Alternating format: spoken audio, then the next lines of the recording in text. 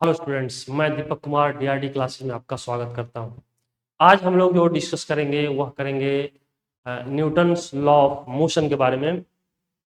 काफ़ी important topic है, काफ़ी बेसिक कंसेप्ट इसमें हम लोग देखेंगे। उससे पहले हम लोग इसका एप्लीकेशन देखें। हम लोग सबसे पहले डिस्कस करेंगे फोर्स के बारे में ना, कि फोर्स क्या होता है। तो हमने यहाँ लिखा है, देखो, न्यूटन्स लॉ ऑफ मोशन में सबसे पहले जानेंगे हम लोग कि फोर्स होता क्या है ना। फोर्स क्या होता है, हम कह सकते हैं it is cause of motion. क्या कहेंगे? It is cause of motion है, या क्या है? मोशन का कॉज है। इस मोशन का कॉज का मतलब ये हुआ कि जैसे मान लो कि अगर कोई पार्टिकल है, हम डिस्कस कर रहे हैं इन चीज़ों को, है ना। इसको हम लोग डिस्कस कर रहे हैं कि कोई पार्टिकल है, फिर कैसे कॉज होता है मोशन का, है ना। जैसे मान लो हमने लिखा it is cause of motion, है ना। It is cause of motion. It can change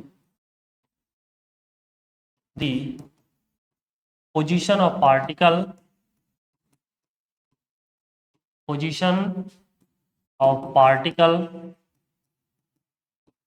either at rest or in uniform motion। ठीक है ना, यूनिफॉर्म मोशन। ठीक है, तो हम डिस्कस कर रहे थे कि पार्टिकल जब रेस्ट में होगा तो इसके पोजीशन को फोर्स क्या करता है, चेंज कर देता है। ठीक है ना। जैसे मान लो कोई पार्टिकल ले लो आप, है ना। कोई पार्टिकल ले लो, बहुत बढ़िया, हमने ले लिया एक पार्टिकल। सर बताओ आप। अब यहाँ देखो, यह पार्टिकल क्या है, रेस्ट में है। क्या भाई? रेस्ट में है। बोलो, यह पार्टिकल अभी रेस्ट में है। अब क्या है कि इस पर यदि हम फोर्स लगाएंगे, यदि इस पर हम फोर्स लगाते हैं तो क्या हो जाएगा यार, बताओ? या मोशन में हो जाएगा। रेस्ट में, रेस्ट का डिफिनेशन हम लोग डिस्कस कर चुके हैं काइनेमेटिक्स में काफी प्रॉपर तरीके से। ठीक है ना, जिसको कहीं डाउट है तो वो जाके काइनेमेटिक्स का लेक्चर देखेंगे। तो बहुत सिंपल है, हम लोग क्या करते हैं कि अगर इस पर कोई पार्टिकल पर, रेस्ट का मतलब कि पार्टिकल का पोजीशन टाइम के साथ चेंज नहीं होगा। रेस्ट का डिफिनेशन नहीं बताया कि टाइम के साथ किसी भी पार्टिकल का पोजीशन चेंज नहीं होता है, तो वह रेस्ट में होता है। यहाँ क्या है कि हमने ये रेस्ट में होने का मतलब क्या है, इसका पोजीशन चेंज नहीं होगा, टाइम के साथ इसका पोजीशन चेंज नहीं होगा। अब जैसे ही इस पर हमने फोर्स लगाया तो क्या करेगा, इसके पोजीशन को चेंज करेगा। मान लो पार्टिकल मोशन में हो जाता है।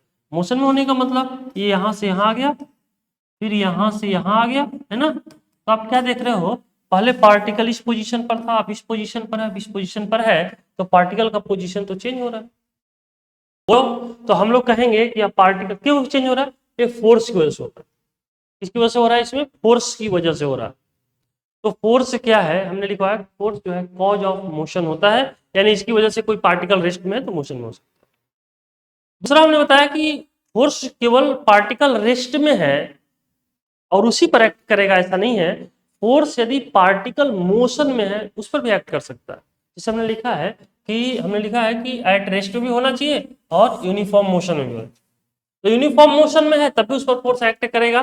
कैसे करेगा, देखो हम लोग यहाँ देखते हैं। जैसे मान लो कि हमने क्या किया कि यहाँ से एक पार्टिकल लिया और ये कहीं 5 मीटर पर सेकेंड से मूव कर रहा है ना, और अगेन 5 मीटर पर सेकेंड से मूव कर रहा है। ठीक है, तो 5 मीटर पर सेकेंड का मतलब क्या हुआ कि 1 सेकेंड में कितना डिस्टेंस कवर करेगा, 5 मीटर। बहुत बढ़िया, 1 सेकेंड में कितना डिस्टेंस कवर किया, 5 मीटर। ठीक है ना। अब इसी पार्टिकल पर ये यूनिफॉर्म मोशन में चल रहा है। हर एक सेकेंड के बाद, हर एक सेकेंड के बाद कितना डिस्टेंस कवर करता है, 5 मीटर। अब इस पर यदि हम फोर्स अप्लाई कर दें, कोई फोर्स अप्लाई कर दें, तो अब इसका जो यूनिफॉर्म स्पीड से चल रहा था, इसका स्पीड हो सकता है चेंज हो जाए। हो सकता है, क्या होगा ही, क्योंकि यदि फोर्स आपने अप्लाई किया है। अब यह जो है 15 मीटर पर सेकंड से चलने लगा। कैसे चलने लगा, 15 मीटर पर सेकंड से। तो 15 मीटर पर सेकंड से चलेगा, समझना, 15 मीटर पर सेकंड से चलेगा तो 1 सेकंड में कितना डिस्टेंस कवर करेगा, 15 मीटर। ऐसे कुछ 1 सेकंड में 15 मीटर डिस्टेंस कवर करेगा। तो पहले इसका पोजीशन 1 सेकंड के बाद कहां पहुंचता था, 5 मीटर पर। अब 1 सेकंड के बाद कहां पहुंचेगा, 15 मीटर पर। तो 5 से पोजीशन चेंज होकर 15 मीटर हो गया। तो पोजीशन तो यहाँ भी चेंज हो गया ना पार्टिकल का। तो हमने ही बताया कि पार्टिकल यदि रेस्ट में है तब भी उसका पोजीशन चेंज हो सकता है, यदि पार्टिकल यूनिफॉर्म मोशन में है तब भी उसका पोजीशन चेंज हो सकता है यदि हम फोर्स उस पर अप्लाई करें। जैसे इस एग्जांपल में हमने दिखाया है कि 5 मीटर पर सेकंड से पार्टिकल चल रहा है, तो एक सेकंड में कितना पार्टिकल का पोजीशन 5 मीटर चेंज होगा, मतलब यहां से 5 मीटर डिस्टेंस पर चला जाएगा। लेकिन जब हमने फोर्स अप्लाई कर दिया और पार्टिकल का स्पीड हो गया 15 मीटर पर सेकेंड, तो उस केस में जो डिस्टेंस 5 मीटर पर था अब उसका पोजीशन कितना हो जाएगा, 15 मीटर पर हो जाएगा। यानी 5 मीटर से उसका पोजीशन चेंज हो गया 15 मीटर पर हो गया, यानी यहाँ इस केस में पोजीशन चेंज हो गया। तो सिंपल है, यदि रेस्ट में पार्टिकल है तब भी उसका पोजीशन चेंज होगा और यूनिफॉर्म मोशन में है तब भी उसका पोजीशन चेंज होगा। इसी को हम लोग फोर्स कहेंगे। तो फोर्स क्या करता है, पार्टिकल के पोजीशन को चेंज करता है ना, चाहे वो रेस्ट में हो चाहे यूनिफॉर्म मोशन में, है ना। ऐसे तो फोर्स के डिफिनेशन आप पढ़े होंगे जूनियर क्लास में या इससे पहले सारी चीजें का, लेकिन कहने का थीम सबका एक ही आएगा, है ना। जैसे कोई कहता है push and pull is called force, ठीक है ना, तो हाँ ठीक है भाई, आपने फोर्स लगाया या फिर किसी पार्टिकल को आप खींचते हो तब भी तो फोर्स ही है, चलो ठीक है। बाकी ये चीजें हम लोग समझ गए कि हमने कैसे पोजीशन को चेंज किया, और रेस्ट में है तो पार्टिकल का पोजीशन कैसे चेंज होता है, यदि मोशन में है तो पार्टिकल का पोजीशन कैसे चेंज होता है। बाय द वे नेक्स्ट में हम लोग बात करेंगे टाइप ऑफ फोर्स। तो सबसे पहले हम लोग फंडामेंटल फोर्स के बारे में जानेंगे, फंडामेंटल फोर्स कौन कौन से। तो 4 टाइप्स फंडामेंटल फोर्स होते हैं, हम यहाँ नेक्स्ट में देखते हैं, ठीक है ना। फंडामेंटल फोर्स में पहला जो आएगा हम लोगों का, ठीक है ना, फर्स्ट में जो आएगा वो आएगा ग्रेविटेशनल फोर्स। क्या आएगा, gravitational force. Gravitational force fundamental force वह फोर्स होता है जो किसी दूसरे फोर्स पर डिपेंड नहीं करेगा, और एक ग्रेविटेशनल फोर्स जो होगा वह किसके किसके बीच लगेगा, हमेशा दो मास के बीच ग्रेविटेशनल फोर्स लगता है। एक हम लोगों का टॉपिक है ग्रेविटेशन, आगे के टॉपिक में हम लोग पढ़ेंगे, ग्रेविटेशन एक अलग चैप्टर ही है, उसमें हम लोग डिटेल में डिस्कस करेंगे ग्रेविटेशनल फोर्स के बारे में।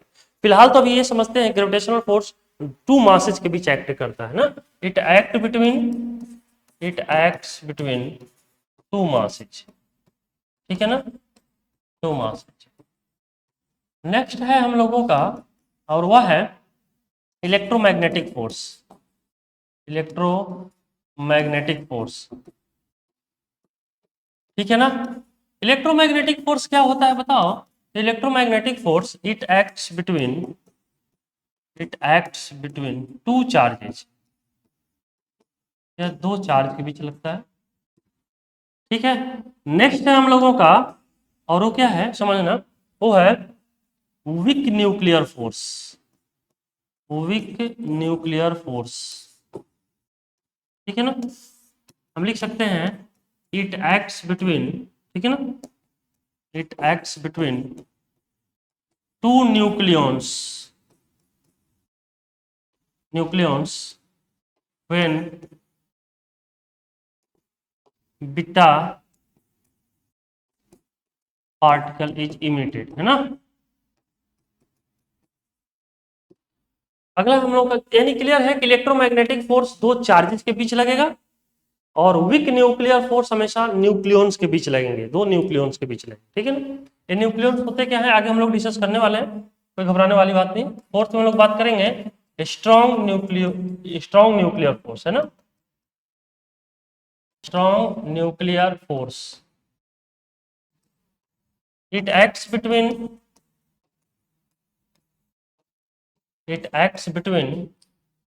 2 न्यूक्लियॉन्स, ये भी 2 न्यूक्लियॉन्स के बीच लगता है। लिख सकते हैं it is responsible to binding nucleons, ठीक है ना। यह जो है न्यूक्लियॉन को बांध के रखता है। स्ट्रॉन्ग न्यूक्लियर फोर्स क्या करता है, 2 न्यूक्लियॉन को एक दूसरे के साथ कंबाइन करके रखता है ना। तो ये 4 तरह के हमारे जो है फंडामेंटल फोर्स है, gravitational, electromagnetic, weak nuclear force and strong nuclear force.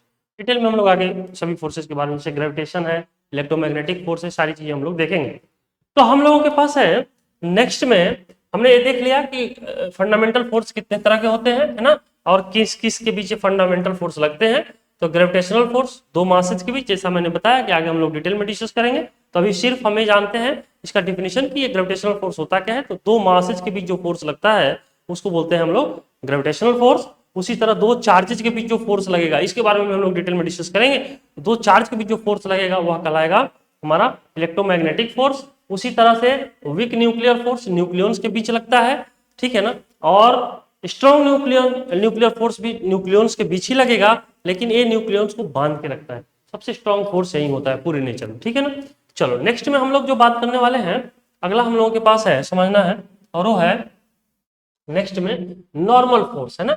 Normal force को अपन एन से भी डिनोट करते हैं और आर से भी डिनोट करते हैं। इसको कांटेक्ट फोर्स भी बोलते हैं। क्या बोलेंगे? Contact force. तो जैसा कि नाम से क्लियर है कांटेक्ट फोर्स, है ना। नाम से क्लियर क्या है कि जब ही ये फोर्स लगेगा जब दो बॉडी कांटेक्ट में होगा। ध्यान रखना, जब दो बॉडी कांटेक्ट में होगा तभी ये फोर्स लगेगा। अब कोई स्टूडेंट कहता है कि सर यदि दो बॉडी कांटेक्ट में ना हो तो क्या होगा? अरे भाई जब दो बॉडी कांटेक्ट में नहीं है तो ये फोर्स एक्ट नहीं करेगा। ये तभी एक्ट करेगा जब दो बॉडी कांटेक्ट में होगा। तो हमने यहाँ नॉर्मल फोर्स इसको बोलते हैं या फिर कांटेक्ट फोर्स बोले। इसको कहीं कहीं बुक में एन से भी डिनोट किया गया है, कहीं कहीं आर से भी डिनोट किया गया है। तो ऐसा नहीं कि आप आर देखे तो कौन सा फोर्स है, आर देखे मतलब ये कांटेक्ट फोर्स है, या फिर कहें नॉर्मल फोर्स। कभी कभी इसको नॉर्मल रिएक्शन भी बोला जाता है। ध्यान रखना, नॉर्मल रिएक्शन भी बोला जाता है। तो कांटेक्ट फोर्स तभी लगेगा, पहला पॉइंट ध्यान रखो, कांटेक्ट फोर्स तभी लगेगा जब दो बॉडी कांटेक्ट में हो। जैसे यहां देखो भाई, एक फिगर बना लेते हैं, ये बॉडी और ये बॉडी, क्या दोनों कांटेक्ट में है? यहाँ इस सर है तो यहाँ कांटेक्ट फोर्स लगेगा नहीं लगेगा? हाँ, इस सरफेस पर कांटेक्ट फोर्स लगेगा। जहां दोनों कांटेक्ट कर रहा है उस कांटेक्ट सरफेस पर कांटेक्ट फोर्स लगेगा। पहली बात तो ये हो गई कि यदि कांटेक्ट में रहेगा तभी ये फोर्स लगेगा। दूसरा पॉइंट हम लोगों को ध्यान रखना है कि कांटेक्ट फोर्स कांटेक्ट सरफेस के हमेशा परपेंडिकुलर होता है। याद आया? कांटेक्ट फोर्स, ठीक है ना, हम लिख सकते हैं एन, क्या लिख रहे हैं? एन इज ऑलवेज परपेंडिकुलर, इसको परपेंडिकुलर लिखो, perpendicular to the contact surface. ध्यान रखना, कांटेक्ट सरफेस, ठीक है भाई। तो हमेशा यह जो है कांटेक्ट सरफेस के परपेंडिकुलर होगा। पहली बात तो हो गई। अब हम लोग जो बात करेंगे नेक्स्ट में, कांटेक्ट सरफेस के तो परपेंडिकुलर हो गया। अब ये हमेशा एक दूसरे के अपोजिट डायरेक्शन में लगता है, ठीक है ना। मतलब एक फोर्स जिस डायरेक्शन में, यहां से हम लोग इस फिगर से समझेंगे तो और ज्यादा क्लियर हो जाएगा जो हम पॉइंट करना चाहते हैं ना। तो इसको हटा देते हैं, है ना। और साथ ही साथ ये इक्वल होता है, ठीक है। कांटेक्ट को यहां देख लेते हैं फर्स्ट। इसका अगर हम देखें कांटेक्ट फोर्स लगाना चाहे तो देखो कैसे लगाते हैं फर्स्ट का, है ना। कैसे कांटेक्ट फोर्स लगाए? जैसे हमारे फर्स्ट पॉइंट है, यहाँ क्या है? मास बताओ। यहाँ मास है m1, क्या है भाई? m1, ठीक है ना। अब m1 और इसके साथ साथ एक दूसरा बॉडी इसके कांटेक्ट में है, वो दिख रहा होगा आपको, और उसका वैल्यू क्या दिया हुआ है? m2। क्या दिया हुआ है? m2, है ना। तो ये है भाई m2 हमारा, है ना, m2। ध्यान रखना, ठीक है। अब यह देखो, यहां देखो, क्या m1 और m2 कांटेक्ट में है?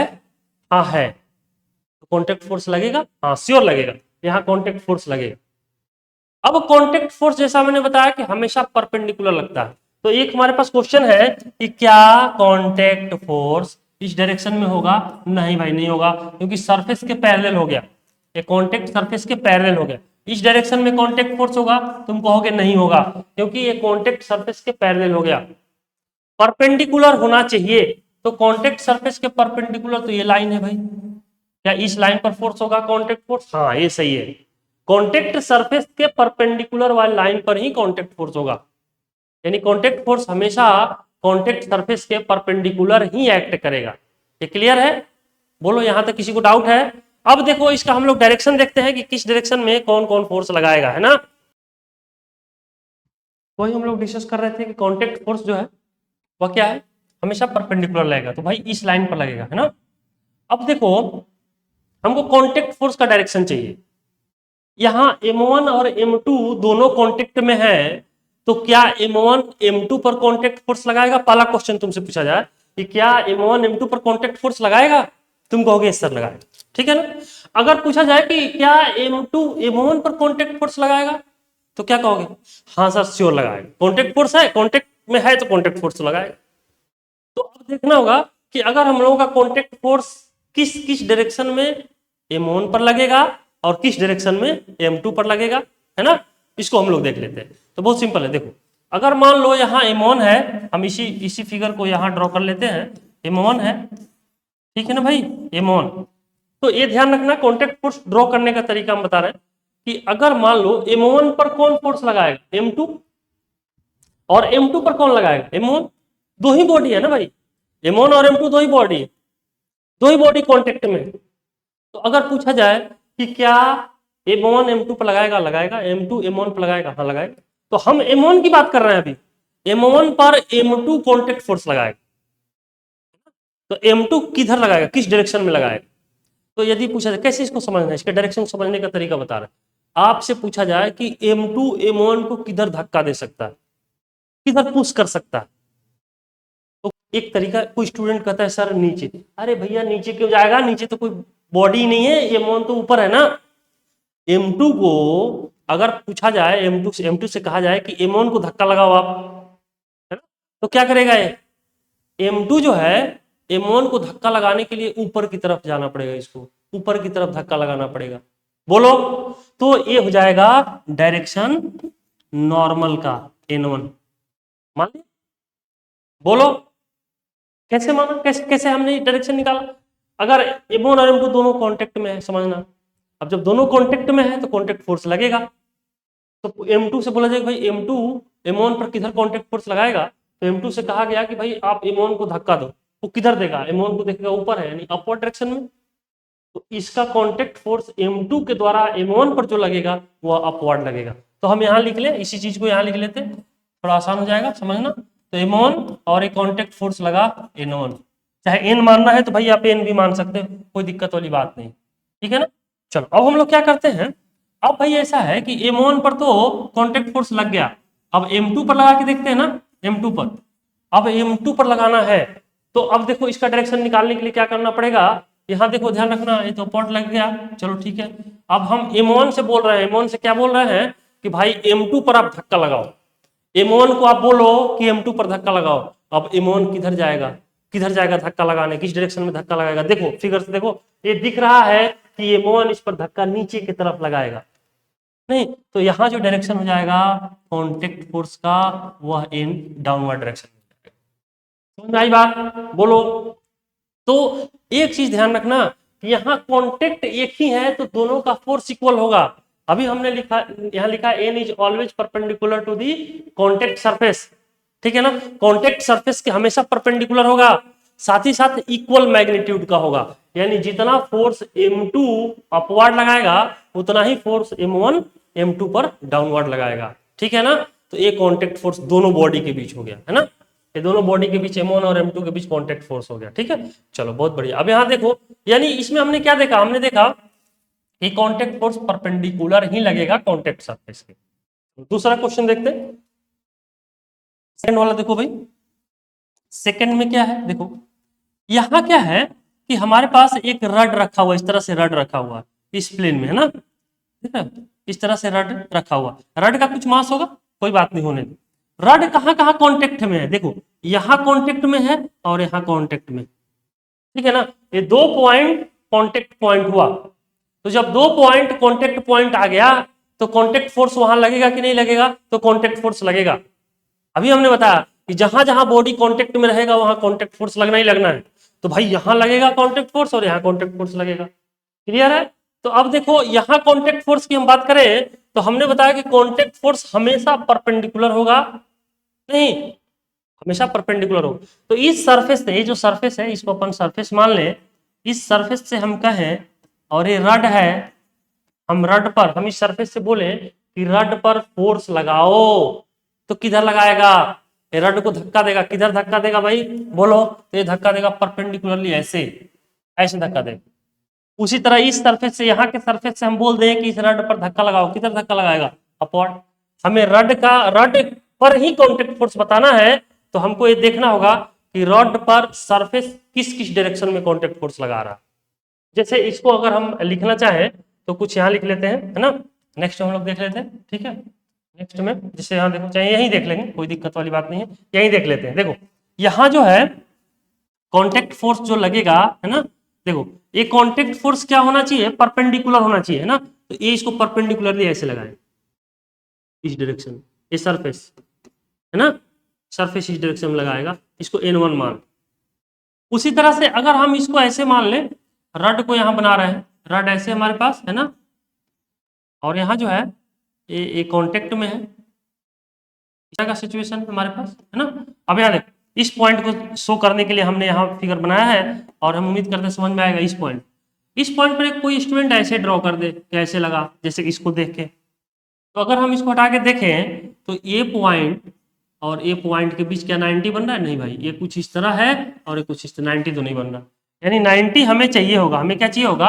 90 चाहिए होगा ना। तो हमें क्या करना पड़ेगा समझना, हमको अगर हम इस फिगर को ऐसे ड्रॉ कर ले, समझने के लिए रफ हम यहाँ ड्रॉ करते हैं ऐसे, है ना। तो अगर हम ऐसे ड्रॉ करें इस डायरेक्शन में, जैसा कि फिगर में दिखा रहे हैं, इस डायरेक्शन में, ये गलत हो जाएगा भाई, क्योंकि परपेंडिकुलर नहीं होगा। इस लाइन के परपेंडिकुलर नहीं लेना है, ध्यान रखना। रड हमारा ए है ना, रड हमारा ए है, तो इसके परपेंडिकुलर अगर हम देखो ऐसे ले लें, देख रहे हो ना, ऐसे लें तो अब ए एंगल कितना बनेगा? 90 डिग्री, ठीक है ना। तो यहाँ जो कांटेक्ट फोर्स लगेगा, ये सरफेस से बोला जाए कि धक्का दो रड को, तो किधर धक्का देगा? परपेंडिकुलरली इधर देगा। यहाँ धक्का परपेंडिकुलरली इधर देगा, अपवर्ड, है ना। तो उसी तरह से परपेंडिकुलरली धक्का देना है, तो परपेंडिकुलरली मतलब इस डायरेक्शन में आएगा, है ना भाई। हम इसको दूसरे कलर से करें तो देखो इस क्लियर हो जाएगा, इस डायरेक्शन में। अब देखो, है ना, ये हो गया N2, ध्यान रखना, है ना, ये हो गया N2। अब ए एंगल देखो, परपेंडिकुलरली का मतलब ये एंगल कितना है? 90 डिग्री। रड के ये कॉन्टेक्ट सरफेस के यहाँ भी लोगे तो ये 90 डिग्री बनेगा, है ना। तो हमारे कहने का मतलब ये है कि कॉन्टेक्ट सरफेस के परपेंडिकुलर होना चाहिए। यहाँ कॉन्टेक्ट सरफेस के परपेंडिकुलर है, ठीक है ना। तो ये परपेंडिकुलरली इस डायरेक्शन में लगाएगा, परपेंडिकुलरली इस डायरेक्शन में, जैसा कि हमने फिगर में दिखाया। तो यहाँ कॉन्टेक्ट फोर्स आपको समझ में आ गया होगा। ये कॉन्टेक्ट फोर्स का डायरेक्शन नहीं लेना है। क्यों नहीं लेना है हमने बताया है, क्योंकि ये पैरेलल हो जाएगा, तो इसको आप हटा दो, कोई दिक्कत वाली बात नहीं, इसको हटा दो आप, है ना। चलो, तो ये जो हमारे पास आ गया, क्लियर है। तो यहाँ इसको भी हटा देते हैं, कोई कंफ्यूजन नहीं रहना चाहिए, ये वाली चीजें, है ना। हम ये समझ गए कि इस डायरेक्शन में क्यों होगा, क्योंकि परपेंडिकुलरली कांटेक्ट फोर्स लगना चाहिए, ये परपेंडिकुलर कांटेक्ट फोर्स लगना चाहिए। तो दोनों के लिए, दोनों फिगर के लिए हमने कांटेक्ट फोर्स लगा लिया, यहाँ भी दोनों मासेज के लिए भी लगा लिया, है ना। इसको हटा दें, इसकी भी जरूरत नहीं है, ये मैंने बता दिया, इसी चीज को वहां हमने ड्रॉ कर लिया है। चलो नेक्स्ट में देखते हैं। तो हम समझ गए कांटेक्ट फोर्स का पहला कंडीशन, जब बॉडी कांटेक्ट में रहेगा तब ये फोर्स लगेगा। दूसरा, कांटेक्ट फोर्स हमेशा परपेंडिकुलर लगेगा। और ध्यान रखना, कांटेक्ट सरफेस यदि चेंज हो जाए ना, तो कांटेक्ट फोर्स भी चेंज होगा। जैसे देखो, यहाँ कांटेक्ट सरफेस सेम था तो हमने नॉर्मल फोर्स या कहें कांटेक्ट फोर्स N लिया है। यहाँ कांटेक्ट फोर्स देखो डिफरेंट हो गया, यहाँ और यहाँ N1 लिए, यहाँ N2 लिए, क्योंकि कांटेक्ट सरफेस डिफरेंट है, इसलिए कांटेक्ट फोर्स डिफरेंट हो जाएगा। यहाँ सेम कांटेक्ट सरफेस था, इसलिए N हमने लिया हुआ है ना। यहाँ डिफरेंट कांटेक्ट सरफेस है तो N1 और N2 लिए हुए, है ना। इसका भी ध्यान रखना। चलो नेक्स्ट में हम लोग बात करेंगे, और नेक्स्ट में है, देखो इसमें दिखाया है कि क्वेश्चन हमारे पास कि draw the normal reaction shown in figure, है ना। यानी हमसे कांटेक्ट फोर्स पूछ रहा है कि इस फिगर में कांटेक्ट फोर्स आप बताइए क्या क्या होगा और किस डायरेक्शन में होगा। चलो देखते हैं हम लोग, है ना। फर्स्ट का सोल्यूशन देखते हैं, बहुत ही आसान है ना। देखो फर्स्ट के सोल्यूशन में क्या है, पहले फिगर या तो यही बना सकते हैं, बट हम अलग बना के दिखाते हैं आपको। यहाँ इस तरह का सिचुएशन एक है, जो ए हमारे पास कोई बॉल है, और यहाँ इस तरह का सिचुएशन है, ये कोई बॉल है ना। इस तरह का ही सिचुएशन है, थोड़ा बहुत ये डिफरेंस हो सकता है, तो आप समझ जाना। देखो यहाँ कॉन्टेक्ट में है तो यहाँ कॉन्टेक्ट फोर्स लगेगा ना, तो यहाँ भाई कॉन्टेक्ट फोर्स लगेगा। और इस सरफेस से बोला जाए, समझना, सरफेस से बोला जाए कि इस पॉइंट पर कांटेक्ट फोर्स लगाओ, चाहे इस पॉइंट पर आप धक्का दो इस बॉल को, तो किधर धक्का देगा? अपवर्ड, देख रहे हो ना, कांटेक्ट अपवर्ड देगा। तो यहाँ तो कांटेक्ट फोर्स लगेगा N1, लग गया भाई। चलो बहुत बढ़िया, डायरेक्शन समझ में आ गया होगा। चलो ठीक है ना। और उसी तरह से इस पॉइंट पर अगर हम इस सरफेस से कहें, इस सरफेस से कि भाई ऐसा है ना कि इस बॉल को आप धक्का दो, किधर दोगे? बोलो बोलो, सर इधर देंगे, हाँ सही है यार, इस डायरेक्शन में आप दोगे, तो इस डायरेक्शन में हमारे पास कांटेक्ट फोर्स हो जाएगा N2, परपेंडिकुलर होना चाहिए, ध्यान रखना है, परपेंडिकुलर होना चाहिए। चलो ठीक है, यहां भी सरफेस कांटेक्ट में है ना, यहां भी सरफेस कांटेक्ट में है, तो जहां हमने क्या बताया कि जहां जहां कांटेक्ट में रहेगा सभी जगह कांटेक्ट फोर्स लगेगा, तो यहां भी कांटेक्ट फोर्स लगेगा भाई, है ना। और परपेंडिकुलर लगेगा, तो परपेंडिकुलर कुछ इस डायरेक्शन में हो गया, है ना। तो ये जो बॉल है, इस बॉल को इधर धक्का देगा और ये बॉल इसको इधर धक्का देगा। तो हम मान लेते हैं इसको N3, है ना, तो ये इसको इधर धक्का देगा, उतना ही फोर्स है N3, है ना। समझ में आई बात। ये दोनों क्यों से, देखो अगर हम सेपरेटली देखें, ऐसे समझो सेपरेटली देखें, ये जो है जो बड़ा वाला बॉल दिख रहा है, इससे हम बोले कि छोटे वाले बॉल पर आप फोर्स लगाओ, कॉन्टेक्ट फोर्स लगाओ, चाहे धक्का दो, किधर धक्का देगा आप, ये यहाँ कॉन्टेक्ट में है तो इधर धक्का देगा, है ना। तो इस डायरेक्शन में ये फोर्स लगाएगा, मतलब बड़ा वाला बॉल छोटे वाले पर इस डायरेक्शन में फोर्स लगाएगा N3। चलो ये बात क्लियर हो गई यहाँ तक, ठीक है ना। अब देखो, अब हम तुमसे ये बोले या फिर हम छोटे वाले बॉल से बोल रहे हैं कि भाई आप ना बड़े वाले बॉल को धक्का दो, किधर देगा, जहां कॉन्टेक्ट में है उसी के अलॉन्ग देगा ना, परपेंडिकुलरली। तो यहाँ कॉन्टेक्ट में है तो ये छोटा वाला बॉल इस बड़े वाले बॉल पर इस डायरेक्शन में धक्का लगाएगा, तो नॉर्मल फोर्स इसी डायरेक्शन में हो जाएगा। और कॉन्टेक्ट सरफेस दोनों का सेम है तो नॉर्मल फोर्स भी सेम होगा।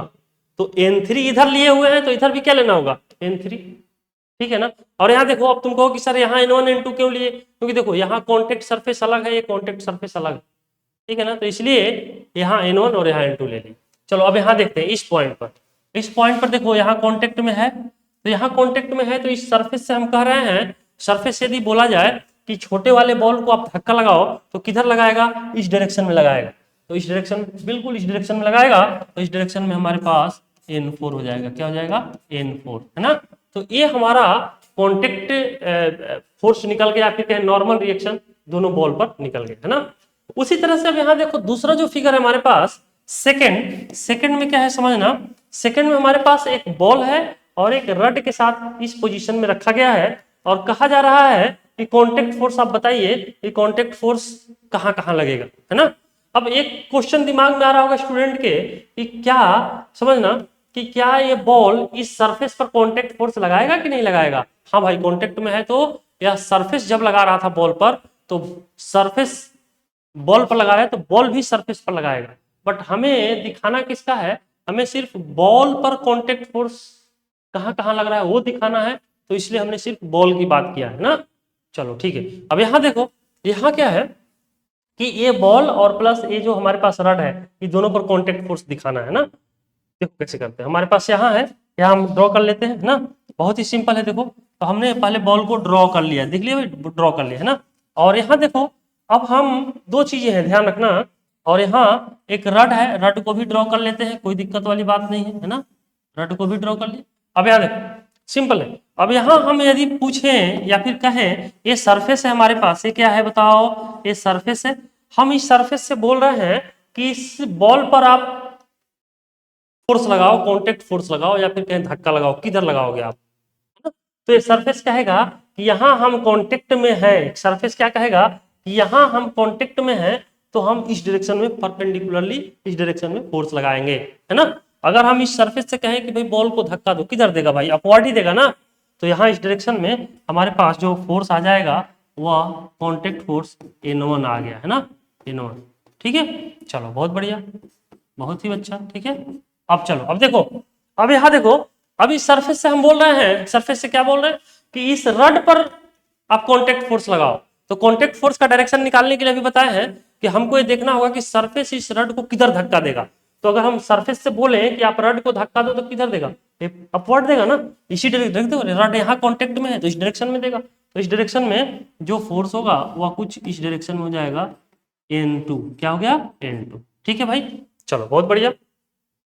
साथ ही साथ अब यदि हम बॉल से कहें, बॉल से क्या कह रहे हैं कि आप इस रड पर धक्का लगाओ, तो रड पर धक्का किधर लगाएगा, देखो यहाँ कांटेक्ट में है तो इधर लगाएगा परपेंडिकुलरली, तो परपेंडिकुलरली ऐसे लगाएगा ना, इस डायरेक्शन में, इस डायरेक्शन में हो गया N3, हो गया। एक कौन लगाया, N3 लगाया, ये बॉल, बॉल जो है रड पर लगाया इधर। अब यही बात हम रड से बोले, रड से बोल रहे हैं कि भाई रड आप इस बॉल पर धक्का लगाओ, तो इस बॉल पर ये धक्का किधर लगाएगा, ध्यान देना, यहाँ कांटेक्ट में है तो ये परपेंडिकुलरली इस डायरेक्शन में धक्का लगाएगा, ये रड जो है इसको इस डायरेक्शन में धक्का लगाएगा। और N3 यहाँ लिए है तो यहाँ भी क्या हो जाएगा भाई, N3 हो जाएगा, यहाँ भी N3 हो जाएगा। तो N3 इधर भी N3, क्योंकि सेम कांटेक्ट है तो कांटेक्ट फोर्स सेम रहेगा, N3 इधर, बॉल लगाया इधर N3, और ये रड जो है इधर लगाया, है ना। तो हम समझते हैं यहां तक सबको समझ में आ गया होगा कि कांटेक्ट फोर्स का डायरेक्शन कैसे लेना है और किस किस पॉइंट पर कांटेक्ट फोर्स लगेगा, है ना। यहाँ तक बातें समझ में आ गई होगी। चलो बहुत बढ़िया है, ठीक है ना। नेक्स्ट में हम लोग देखते हैं ना, नेक्स्ट में देखते हैं। चलो नेक्स्ट में है टेंशन, ठीक है ना। टेंशन क्या होता है इसको समझो।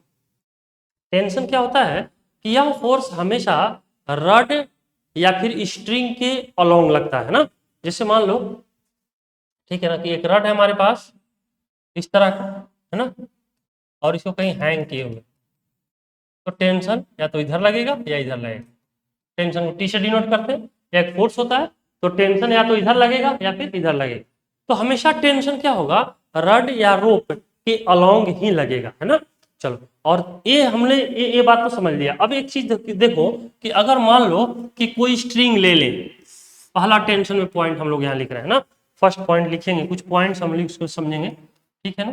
ये तो बात हम समझ गए। पहला पॉइंट हम लोग जो बात करेंगे वह ये है कि हमारे पास मान लो कि एक सरफेस है और इस पर कोई बॉडी रख दी है M1 और दूसरा बॉडी क्या रख दी है भाई बताओ, M2, है ना। और एक स्ट्रिंग से कनेक्ट कर दी, एक स्ट्रिंग से हमने कनेक्ट कर दिया। तो यह स्ट्रिंग क्या है, ध्यान रखना, इन एक्सटेंसिबल, इनएक्सटेंसिबल, ठीक है ना। इनएक्सटेंसिबल का मतलब कि उसको खींचने के बाद उसमें उसके लेंथ में कोई चेंज ना हो, ठीक है ना। खींचने के बाद कोई लेंथ में चेंज ना हो, इनएक्सटेंसिबल हो, और इधर से फोर्स हम अप्लाई करें F, तो ध्यान रखना कि इसका जो एक्सेलरेशन होगा वही एक्सेलरेशन इस बॉडी का भी, ठीक है ना। जो एक्सेलरेशन इस सेकेंड बॉडी का वही M1 का भी होगा। कंडीशन क्या है कि ये जो स्ट्रिंग है इनएक्सटेंसिबल होना चाहिए।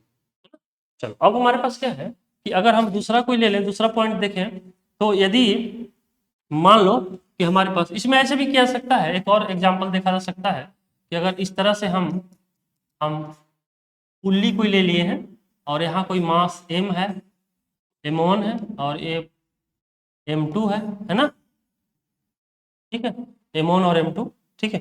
तो ये समझना है हम लोगों को, यहाँ भी अगर ये पुल्ली से कनेक्टेड है और M2 ग्रेटर है M1 से, ध्यान रखना M2 ग्रेटर है M1 से, तो यह कुछ अपवर्ड डायरेक्शन में जाएगा और ये क्या है, डाउनवर्ड डायरेक्शन में आएगा, लेकिन एक्सीलरेशन दोनों का सेम होगा, है ना। एक्सीलरेशन दोनों का सेम होगा, क्यों, क्योंकि यहाँ जो है स्ट्रिंग इनएक्सटेंसिबल, ये ध्यान रखना, ठीक है ना। अब यहाँ देखो, कभी कभी दिमाग में आता है कि पुल्ली क्या है किसी स्टूडेंट को, है ना।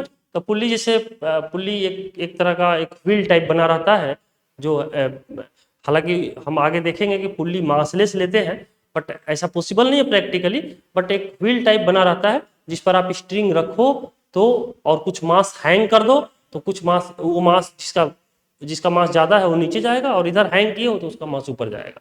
कभी कभी तुम पुराने मूवी में देखे होगे कि कभी कुएं से पानी निकालते हुए, है ना, पुराने मूवी, उसमें देखते हो कि रस्सी से अपन खींचते, किसी एक्टर को खींचते हुए ऐसे देखा होगा।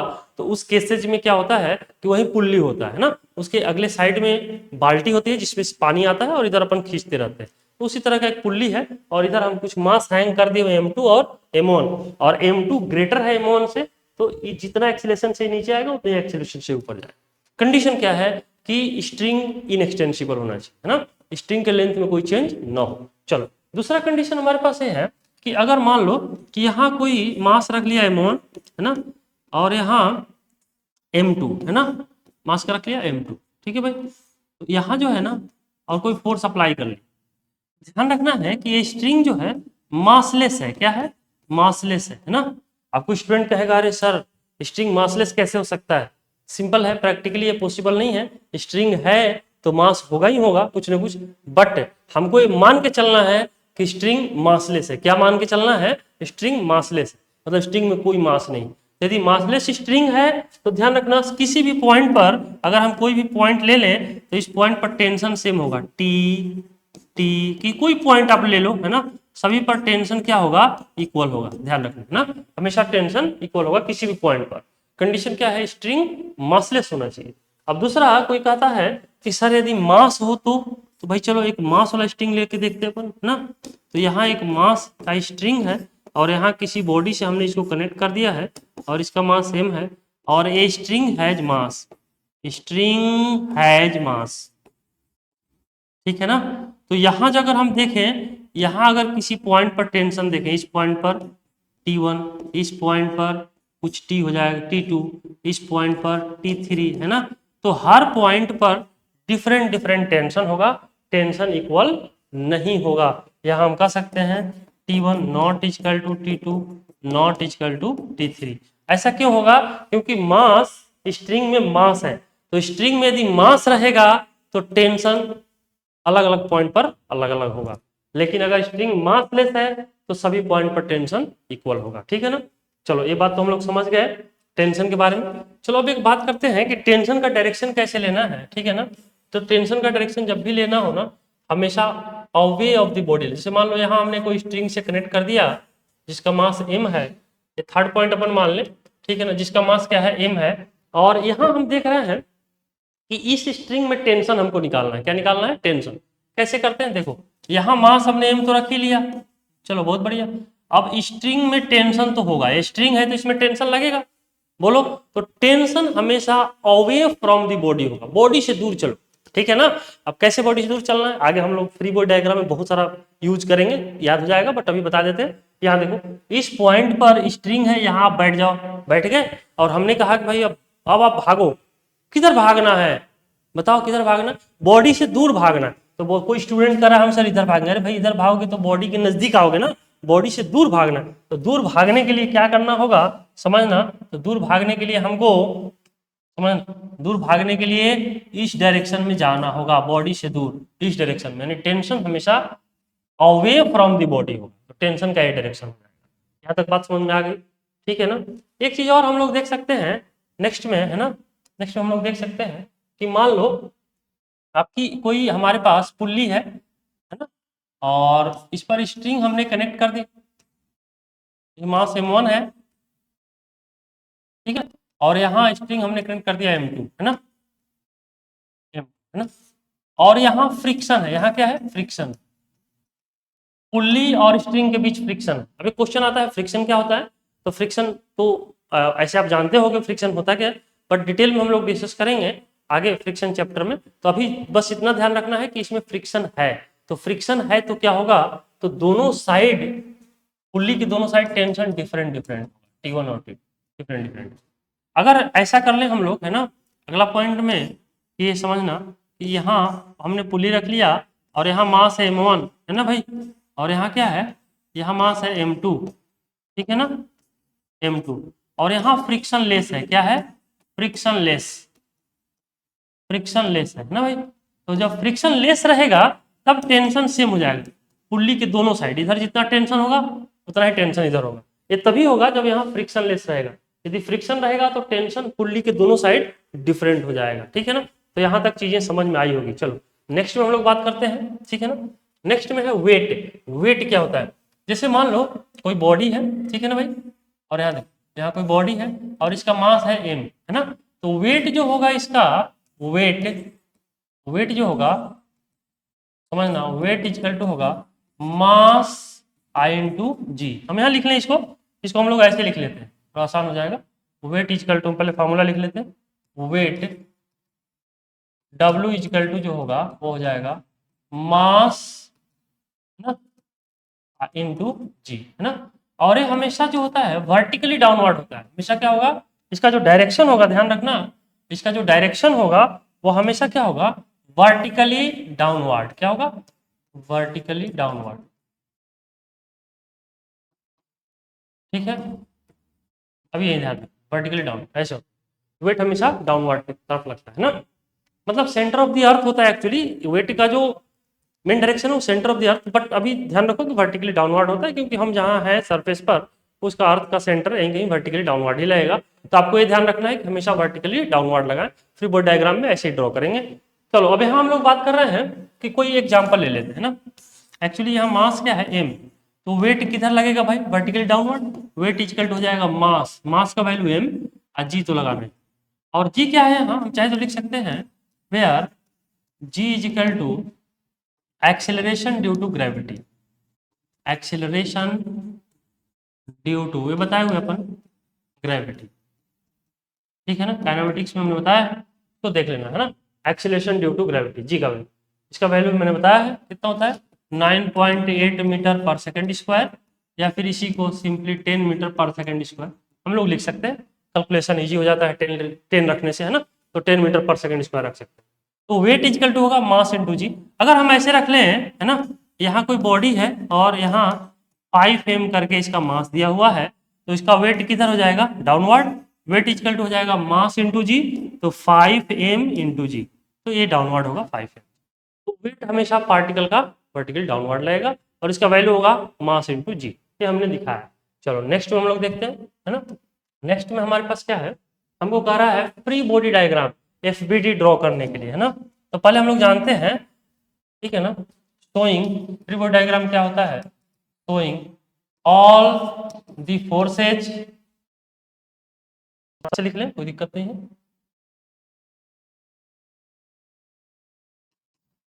showing all the forces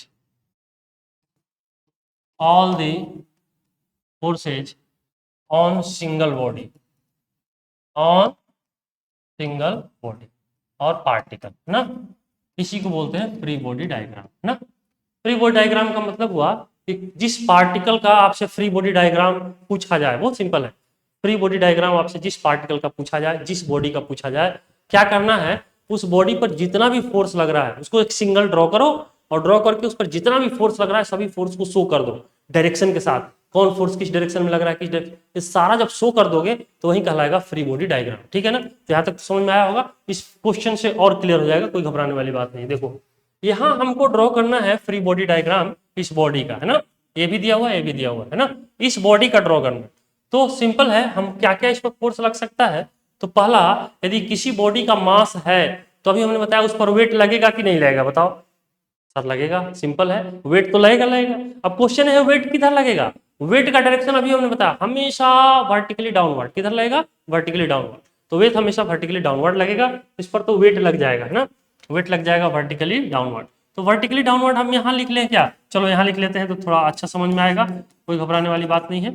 हम इसी प्लेन को केवल ड्रॉ कर रहे हैं, है ना, यहाँ मास है ना भाई, ठीक है। अब यहाँ देखो, यहाँ कुछ एंगल है इस तरह का थीटा, कोई दिक्कत वाली बात नहीं, इसी को बढ़ा कैसे करते हैं, कोई घबराने वाली बात नहीं है, हमें लगता है समझ में आ रहा होगा। तो पहला तो वेट लगेगा भाई, mg लगेगा ना, मास इंटू जी। वेट हमेशा चाहे कैसा भी बॉडी हो, किसी भी प्लेन पर रखा हो, उसके हिसाब से नहीं देखना है, देखना एकदम बिल्कुल वर्टिकली डाउनवर्ड लगना चाहिए ना, वर्टिकली डाउनवर्ड। तो वर्टिकली डाउनवर्ड हमने वेट लगा लिया और वेट इक्वल टू होता है मास इंटू जी। चलो एक फोर्स तो इस पर लग गया।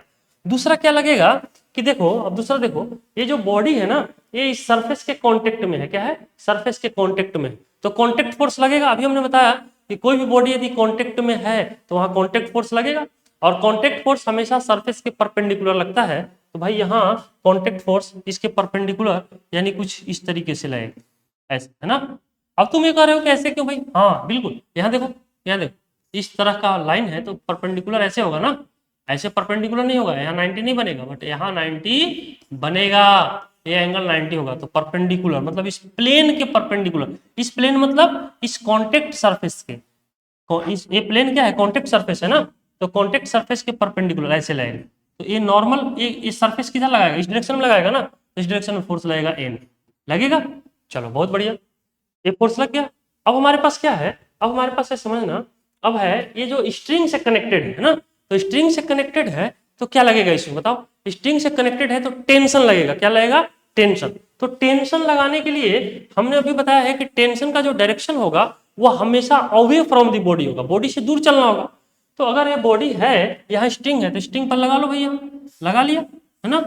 अब हमको क्वेश्चन है कि क्या इस डायरेक्शन में होगा, इस डायरेक्शन में लेंगे, इस डायरेक्शन में यदि हम लेंगे तो क्या होगा बताओ, ये तो अपोजिट हो जाएगा, अवे फ्रॉम द बॉडी नहीं होगा। हमें क्या करना होगा, अवे फ्रॉम द बॉडी लगाना है।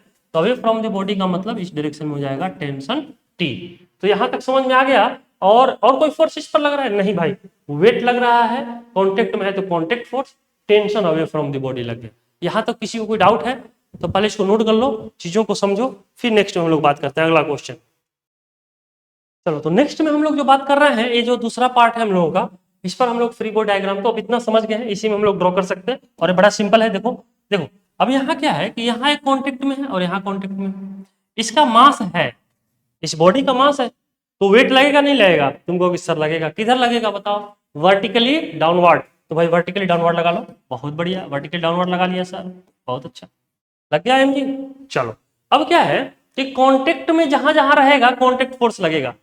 तो यहाँ कांटेक्ट में है तो परपेंडिकुलर कांटेक्ट फोर्स इधर, मतलब ये सरफेस इसको इधर धक्का देगा, तो इस डायरेक्शन में लगा कांटेक्ट फोर्स N1, बहुत बढ़िया।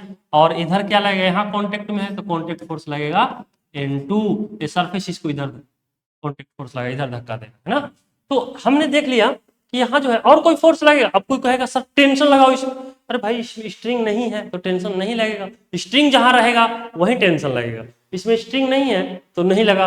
मास है बॉडी का, रड का मास है तो वेट लगा, कांटेक्ट में जहां जहां है कांटेक्ट फोर्स लगा। यहां तक क्लियर है? चलो बहुत बढ़िया। नेक्स्ट में हम लोग देखते हैं, ठीक है ना, और वो बड़ा सिंपल है, अगला में हम लोग देखेंगे, है ना।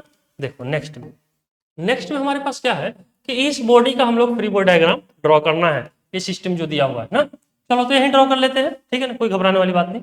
पहली बात तो यह है कि यहाँ जो यहाँ ड्रॉ करते हैं, चलो यहाँ ड्रॉ कर लेते हैं ना, बहुत ही बढ़िया। अब यहाँ देखो यहाँ क्या है, हम सरफेस पहले ड्रॉ कर लेते हैं, कैसे था हमारे पास, है ना। अब यहाँ बॉडी ऐसे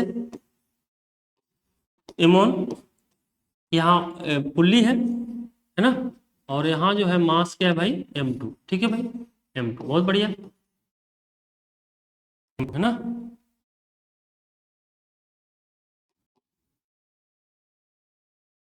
चलो अब देखो यहाँ क्या है समझना।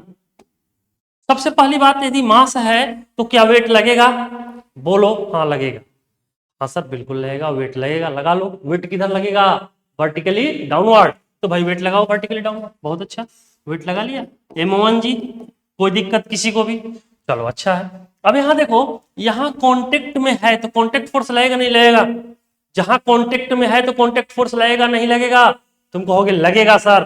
कांटेक्ट फोर्स कांटेक्ट सरफेस के परपेंडिकुलर लगता है तो आप इस डायरेक्शन में लगाओगे। परपेंडिकुलर का मतलब देखो, अगर हम इस सरफेस से कहें कि इस बॉडी पर धक्का दो, किधर देगा, इस डायरेक्शन में, तो इस डायरेक्शन में ऐसे देगा ना, तो ये ऐसे हो गया, है ना, तो ये हो गया कांटेक्ट फोर्स N, ठीक है। चलो अच्छा है।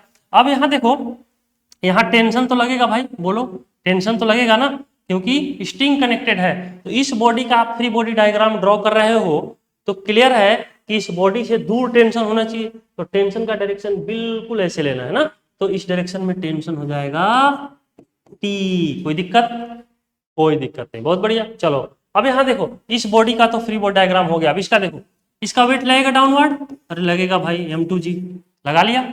साथ ही साथ यहाँ स्ट्रिंग से कनेक्टेड है, बोलो, तो स्ट्रिंग से कनेक्टेड है तो स्ट्रिंग फोर्स लगेगा नहीं लगेगा, सो टेंशन फोर्स लगेगा नहीं लगेगा, लगेगा टेंशन फोर्स। किधर लगेगा, away from the body, body से दूर चलो, इधर जाना होगा तो इधर लगेगा टेंशन T। ये एक ही स्ट्रिंग है, देख रहे हो ना, एक ही स्ट्रिंग है तो टेंशन सेम होगा। और जैसा कि हमने बताया कि जब तक कि आपको ये ना कहा जाए कि स्ट्रिंग में मास है, तो टोटल स्ट्रिंग को मासलेस मान के चलना है। क्या मान के चलना होगा, मासलेस। और यहाँ फ्रिक्शन के बारे में भी कोई जिक्र नहीं है, तो यहाँ फ्रिक्शन भी 0 मान चलना है, जब तक कि फ्रिक्शन कहा ना जाए। ऐसे भी ये जो न्यूटन्स लॉ ऑफ मोशन में हम लोग बात कर रहे हैं, तो जब तक अपन फ्रिक्शन पढ़ेंगे नहीं, फ्रिक्शन का कोई कंसेप्ट इसमें अभी नहीं है, ये हर सरफेस को आप स्मूथ मान के चलो, फ्रिक्शन लेस मान के चलो, ठीक है ना। तो यहाँ कोई फ्रिक्शन नहीं है, तो जो टेंशन इधर है वही टेंशन इधर होगा, तो टेंशन T, ठीक है। अब डायरेक्शन की बात करें तो जब भी डायरेक्शन लेना हो तो इस बॉडी से अवे चलो, इस बॉडी के लिए ले रहे हैं तो इस बॉडी के लिए ले रहे हैं तो बॉडी से अवे चलो, इधर चलना होगा तो टेंशन T हो गया, वेट इधर लगा। अब एक क्वेश्चन है कि सर नॉर्मल लगेगा कि नहीं, अरे भाई कहीं M2 बॉडी कहीं कांटेक्ट में है ही नहीं तो इसमें नॉर्मल नहीं लगेगा। देखो M1 बॉडी कांटेक्ट में था तो नॉर्मल हमने इधर लगा दिया, ठीक है ना। चलो अब हम लोग नेक्स्ट में बात करेंगे फोर्थ में, और फोर्थ में हम लोग देखते हैं कि फोर्थ में क्या चीजें आ रही है भाई। चलो बहुत बढ़िया। और फोर्थ के लिए हमको निकालना है फ्री बॉडी डायग्राम ड्रॉ करना है। इसमें हम लोग दो चीजें ड्रॉ करेंगे, एक कैपिटल मास के लिए और एक स्मॉल मास के लिए। बोलो capital mass and small mass. तो कैपिटल मास के लिए हम लोग क्या करेंगे बताओ। तो कैपिटल मास के लिए हम लोग क्या करते हैं कि देखते हैं, इस पर पहला तो वेट लगेगा, क्या लगेगा, वेट, है ना भाई। तो वेट लगेगा M है ना, तो इस पर वेट लगा mg, लग गया। चलो बहुत अच्छा। अब यहाँ देखो एक चीज ध्यान रखना है कि यहाँ थोड़ा इसको सीधा कर लेंगे अपन, है ना। यहाँ देखो यहाँ क्या है, ठीक है ना, यहाँ जो है ना, ठीक है, यहाँ एक मास है स्मॉल m जो बॉडी के साथ कांटेक्ट में है ना, तो यहाँ कांटेक्ट फोर्स लगेगा। तो अब देखो हम लोग कैपिटल M का FBD ड्रॉ कर रहे हैं, तो हम स्मॉल m से बोल रहे हैं, किससे बोल रहे हैं, स्मॉल m से। क्या बोल रहे हैं, बोल रहे हैं भैया कैपिटल M पर फोर्स लगाओ, क्या कैपिटल एम पर फोर्स लगाओ। तो स्मॉल एम किधर फोर्स लगाएगा, इस डायरेक्शन में, या फिर ऐसे कह ले कि हम कह रहे हैं स्मॉल एम से कि भाई कैपिटल एम को धक्का दो, किधर धक्का देगा, इस डायरेक्शन में धक्का देगा ना, तो इधर धक्का देगा तो इधर हो जाएगा नॉर्मल, क्या हो जाएगा नॉर्मल। ठीक है भाई, यहां तक तो बात समझ में आ गई होगी। चलो साथ ही साथ ये भी ध्यान रखना कि यहाँ एक स्ट्रिंग से कनेक्टेड है, यहाँ एक स्ट्रिंग से कनेक्टेड है, देख रहे हो ना, तो स्ट्रिंग में टेंशन लगेगा, tension away from the body लगता है, तो ये अवे फ्रॉम बॉडी से दूर लग गया है ना। यहाँ भी एक कनेक्टेड है स्ट्रिंग से, तो यहाँ भी टेंशन, ये दूसरा स्ट्रिंग है तो इसको अपन T2 मान लेते हैं ना, T और T2, ठीक है, यही हमको लग गया। और कोई फोर्स लग रहा है क्या, अच्छा हाँ एक और फोर्स लगेगा भाई, कौन सा लगेगा, ये जो सरफेस है, देखो सरफेस को देखो, अगर हम सरफेस से कहें, क्या कहें कि कैपिटल एम बॉडी को धक्का दो, किधर देगा सरफेस, ऊपर की तरफ ना, तो यानी इधर जो है फोर्स लगेगा, और यह फोर्स लगेगा N1, हम मान लिए N1, इसके बीच क्या मान लिए N1, तो N1 कौन लगा रहा है इस पर, कॉन्टेक्ट फोर्स, इस सरफेस लगा रहा है अपवर्ड डायरेक्शन, तो अपवर्ड डायरेक्शन में लग गया। चलो यहां तक क्लियर है। साथ ही साथ हमसे ये पूछ रहा है कि स्मॉल एम जो मास है उसका फ्री बॉडी डायग्राम बता दो। तो स्मॉल एम मास यहाँ लिख लेते हैं, बहुत सिंपल है, यहाँ स्मॉल एम मास है, तो यहाँ वेट लगेगा है ना, यहाँ वेट क्या लग जाएगा mg, तो पहले तो वेट लगा लो mg, चलो बढ़िया, वेट लगा डाउनवर्ड, वर्टिकली डाउनवर्ड हमेशा वेट लगेगा, वर्टिकली डाउनवर्ड। चलो अब यहाँ देखो, यहाँ स्ट्रिंग से कनेक्टेड है, तो स्ट्रिंग से कनेक्टेड है तो अवे फ्रॉम द बॉडी, यानी टेंशन T इधर लग जाएगा, चलो बहुत अच्छा, इस स्ट्रिंग में देख रहे हो ना, इस स्ट्रिंग में टेंशन लगेगा अवे फ्रॉम द बॉडी, तो बॉडी से दूर लगा इस डायरेक्शन में, ठीक है ना। साथ ही साथ अब देखो यहाँ कैपिटल एम के साथ कॉन्टेक्ट में भी है ना, तो अब हम कह रहे हैं कैपिटल एम से कि ये स्मॉल एम को धक्का दो, तो किधर देगा, तो स्मॉल एम को जो धक्का देगा इस डायरेक्शन में देगा, तो इस डायरेक्शन में फोर्स लगेगा एन, ठीक है ना, कॉन्टेक्ट फोर्स लगेगा एन, क्योंकि ये कॉन्टेक्ट फोर्स सेम है, तो जितना ये इधर लगाया उतना ही ये इधर लगाएगा एन, ठीक है ना। और कोई फोर्स एक्ट कर रहा है क्या इस पर, नहीं सर, और कोई फोर्स एक्ट नहीं कर रहा है। तो इसमें हमसे पूछ रहा था कैपिटल एम और स्मॉल एम का एफबीडी बताओ, तो कैपिटल एम स्मॉल एम का फ्री बॉडी डायग्राम यही आएगा, ठीक है ना। अगर कहीं किसी को दिक्कत है तो आप इसको एक बार वीडियो को फिर से देखो, फिर से समझो, पूरी चीजें समझ में आ सकती है ना, समझ में आ ही जाएगी, कोई दिक्कत नहीं होगा। फिर भी कहीं अगर दिक्कत आता है तो आप कमेंट में लिख देना, मैं उसको फिर से बता दूंगा, कोई दिक्कत नहीं। चलो ठीक है ना, नेक्स्ट हम लोग देख लेते हैं। नेक्स्ट हमारे पास है इस तरह का सिचुएशन दिया हुआ है, तीन बॉडी दिया हुआ है ए बी और सी, है ना। अभी तीनों बॉडी का हमको फ्री बॉडी डायग्राम ड्रॉ करना है ना। हम मान लेते हैं कि ए बॉडी का कुछ मास रहा होगा एम ए, बी बॉडी का मास कुछ रहा होगा, हम उसको एम बी मान लें, और सी बॉडी का कुछ मास रहा होगा उसको हम लोग एम सी मान लें, है ना।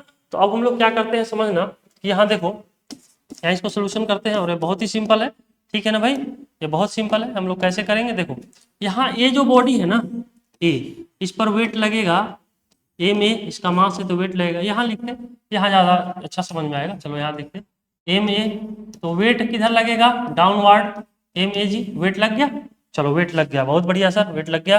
अब देखो अब क्या हो सकता है इसमें, अब हो सकता है क्या कि कॉन्टेक्ट में है, वेट तो लग गया, अब बी के साथ कॉन्टेक्ट में, किसके साथ कॉन्टेक्ट में है, बी के साथ कॉन्टेक्ट में। तो अब हम कह रहे हैं बी से, किससे बोलेंगे, बी से, बी से कह रहे हैं कि ए पर धक्का लगाओ, किस पर, ए पर। तो बी जो है ए पर धक्का लगाने के लिए ऊपर जाएगा कि नीचे, किधर जाएगा, अपवर्ड डायरेक्शन में लगाएगा कि डाउनवर्ड। तो तुम कहोगे कि भाई ए पर लगाना है तो ऊपर की तरफ लगाएगा, यानी अगर बी ए पर जो कॉन्टेक्ट फोर्स लगाएगा वह ऊपर लगाएगा N1 मान ली, ठीक है ना। यहां तक तो बात क्लियर हो गई, चलो ठीक है। अब बी को देख लो बेटा, हम बी को कैसे करते हैं, बहुत ही आसान है ना। बी को हम लोग देख लेते हैं, बी हमारे पास यही है ना, एम बी, और इसका वेट तो लगेगा है ना, एम बी जी, वेट लगेगा डाउनवर्ड, चलो ठीक है। अब हमारे पास क्या है, बी को देखो, बी जो बॉडी है ना वह दोनों के साथ कॉन्टेक्ट में है, ए के साथ भी और सी के साथ भी, यानी दोनों जगह कॉन्टेक्ट फोर्स लगेगा। तो अब ए से हम कह रहे हैं, किससे, ए से कह रहे हैं कि बी पर बी को धक्का लगाओ। अब देखो ध्यान से देखो यार फिगर, ए को बोला जाए कि बी को धक्का लगाओ तो किधर लगाएगा, अपवर्ड की डाउनवर्ड। तुम कहोगे यार बी को धक्का लगाना है तो नीचे जाना पड़ेगा, डाउनवर्ड लगाए, तो ये डाउनवर्ड लगाएगा और इस डायरेक्शन में N1 होगा, क्योंकि ए और बी का कॉन्टेक्ट एक ही है, तो N1 ऊपर लगा था, तो मतलब बी N1 लगाया था, तो ए भी इस पर डाउनवर्ड में N1 लगाएगा। यहां तक क्लियर है। साथ ही साथ अब एक चीज और देखो, अब सी के साथ भी कॉन्टेक्ट में है ना, तो सी से बोला जाए, अभी तो हमने ए से बोला था कि आप बी पर कॉन्टेक्ट फोर्स लगाओ चाहे बी को धक्का दो, तो किधर दे रहा था, नीचे की तरफ दे रहा था। उसी तरह यदि हम सी से बोले, क्या बोले कि भाई आप सी से बोल रहे हैं कि आप बी को धक्का दो, तो किधर देगा बताओ? तो बी को धक्का दो तो ये किधर देगा? सी को बोला जाए तो अपवर्ड, तो अपवर्ड दे देगा। अपवर्ड क्या है भाई? N2 है ना। चलो N2 लग गया। अब देखो, अब सी को देखो, बहुत ही सिंपल है। सी को देख लेते हैं, है ना। सी पर क्या है, इसका जो मास है mc, तो वेट इधर लगेगा mcg, लगेगा ना। वेट तो इधर लगेगा mcg, वेट डाउनवर्ड लगेगा हमेशा, तो mcg नीचे लग गया। बोलो mc,